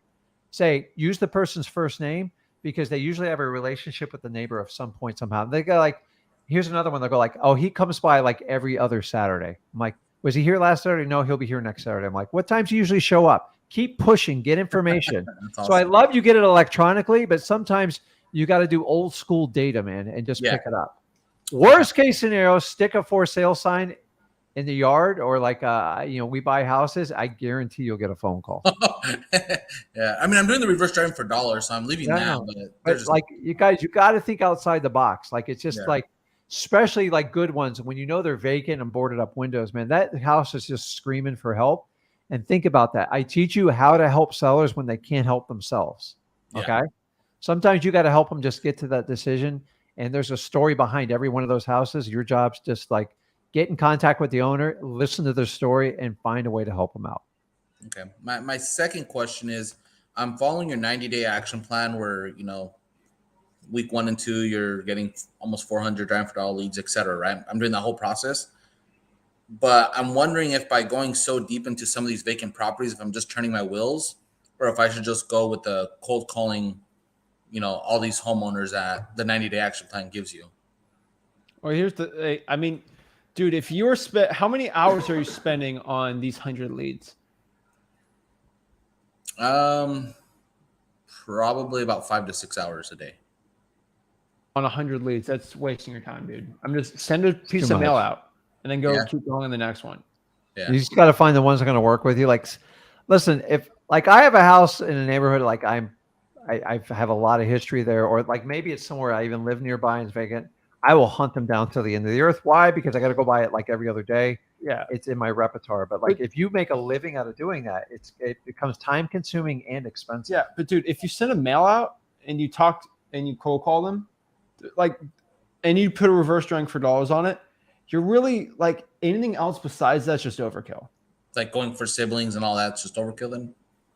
Yeah, for if you're spending 6 hours a day on it, yes, because you could have done 6 hours a day trying for dollars. Unless instead. you have So, some yes. sort of intimate detail that I'm missing. Yeah. It's just like, I get it. Vacant houses, the success rate is much lower because, guys, every vacant house has a story behind it. If you send a mail to their house and they want to sell it, they'll reach out to you. So yeah, I would call it overkill. Gotcha. So I mean, a vacant list isn't necessarily that big of a hot list then. It is a hot list, but you got to do it right. So if you cold call a hot list, it's good.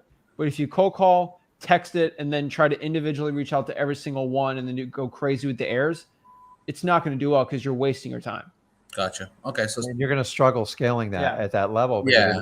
I love the intensity, but the problem is going to wear you out. You're also taking away from your other marketing strategies. Yeah, no, absolutely. I'm the guy who likes to throw out the net. I like to throw out a big net. I like to find the people who want to work with me and then work with them. A lot of people go, oh, you got to go deep 7, 8, 9 times for the contacts with these people. No. I do that once I know there's motivation. I'll go to the end of the earth. Yeah. But if there's no motivation and you do all this like intel stuff, it's exhausting. And these are things I'm telling you about that will break you in wholesaling. Yeah. Trust me, I tried it.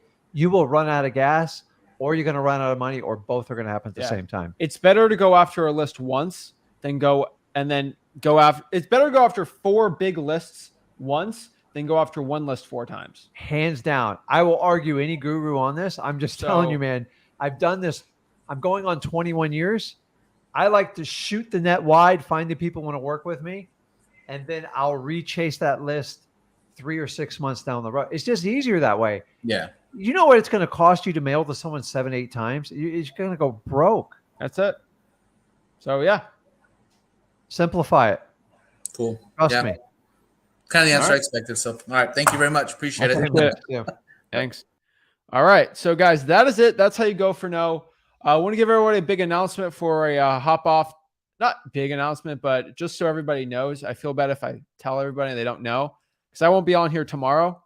But starting tomorrow on ZachData.com, there's going to be a link on there. If you go to ZachData.com where you get 40% off for the year, just so everybody, because if people find out, they're going to be upset at me. So I'm just saying it. So you get 40% off ZachData.com, batch leads, if you get a yearly tomorrow. So this isn't for everybody, but for the people that just pay for it for a year, you get 40% off it right off for the year, just so everybody knows that. Like if you're doing the monthly, like that's fine. But like if you're doing the big SMS and stuff like that, you'll probably save 40% on it. So I just want everybody to know that if you want to get 40% off, don't sign up today. Sign up tomorrow on ZachData.com. There should be a link on ZachData.com to do it. But so everybody understands that it's on there. So I think it goes from 99 to 69 if you do the 40%. So that makes it the cheapest list pulling you can. So ZachData.com. 40% off tomorrow. How long does that last for? I think it's for a week. Yeah. So it's for a week. I think it's till Black Friday. And then after that, it's over. So for a week, it'll be 40% off. Just so if anybody's watching this right now and they're trying to sign up today on ZachData.com, I would wait till tomorrow. And then you get the 40% off for but you have to do a yearly. So if that's something you don't want to do, just don't worry about it. But if you're going to do a yearly for it, go do it. For a lot of services we do, this is a big tip. When we used to do the skip tracing from other people, I would always negotiate a yearly off with them. Always. For the softwares and stuff. If you can afford it, guys. Yeah, if you can afford it. I'm just letting everybody know because my accountant's driving me nuts buying stuff. So just want everybody to understand that. But yeah, you don't have to, but I know people would be mad at me if they didn't save the money on it. So that's pretty much it, guys. Remember, you have to give offers on your motivated sellers. You have to take action, and you have to consistently do it. That's how you become successful in wholesaling real estate. So I want everybody to understand that. And I always get these funny comments like, how much does it cost for 15 minutes for a one-on-one with you? It's zero. It's zero. I don't let anybody. And here's the thing. People are like that because I kicked some people out of the Facebook group because they're promoting their course. And then because they're broke. They actually need my advice, and they can't come back in because they promoted things and they became guru-y. And people get sad. I get people that bully other people in the group, and I kick them out, and they want to be on the one-on-ones. But I'm like, no, you made fun of somebody for something that was out of their control. You're out, right? I had one guy, he made fun of somebody for their looks, banned, kicked out, and now they're begging me to go back in the group because they want to hop on the one-on-ones. You lose that privilege, right? So no, it is absolutely free, but you have to earn the right to talk on the one-on-ones by being a good person.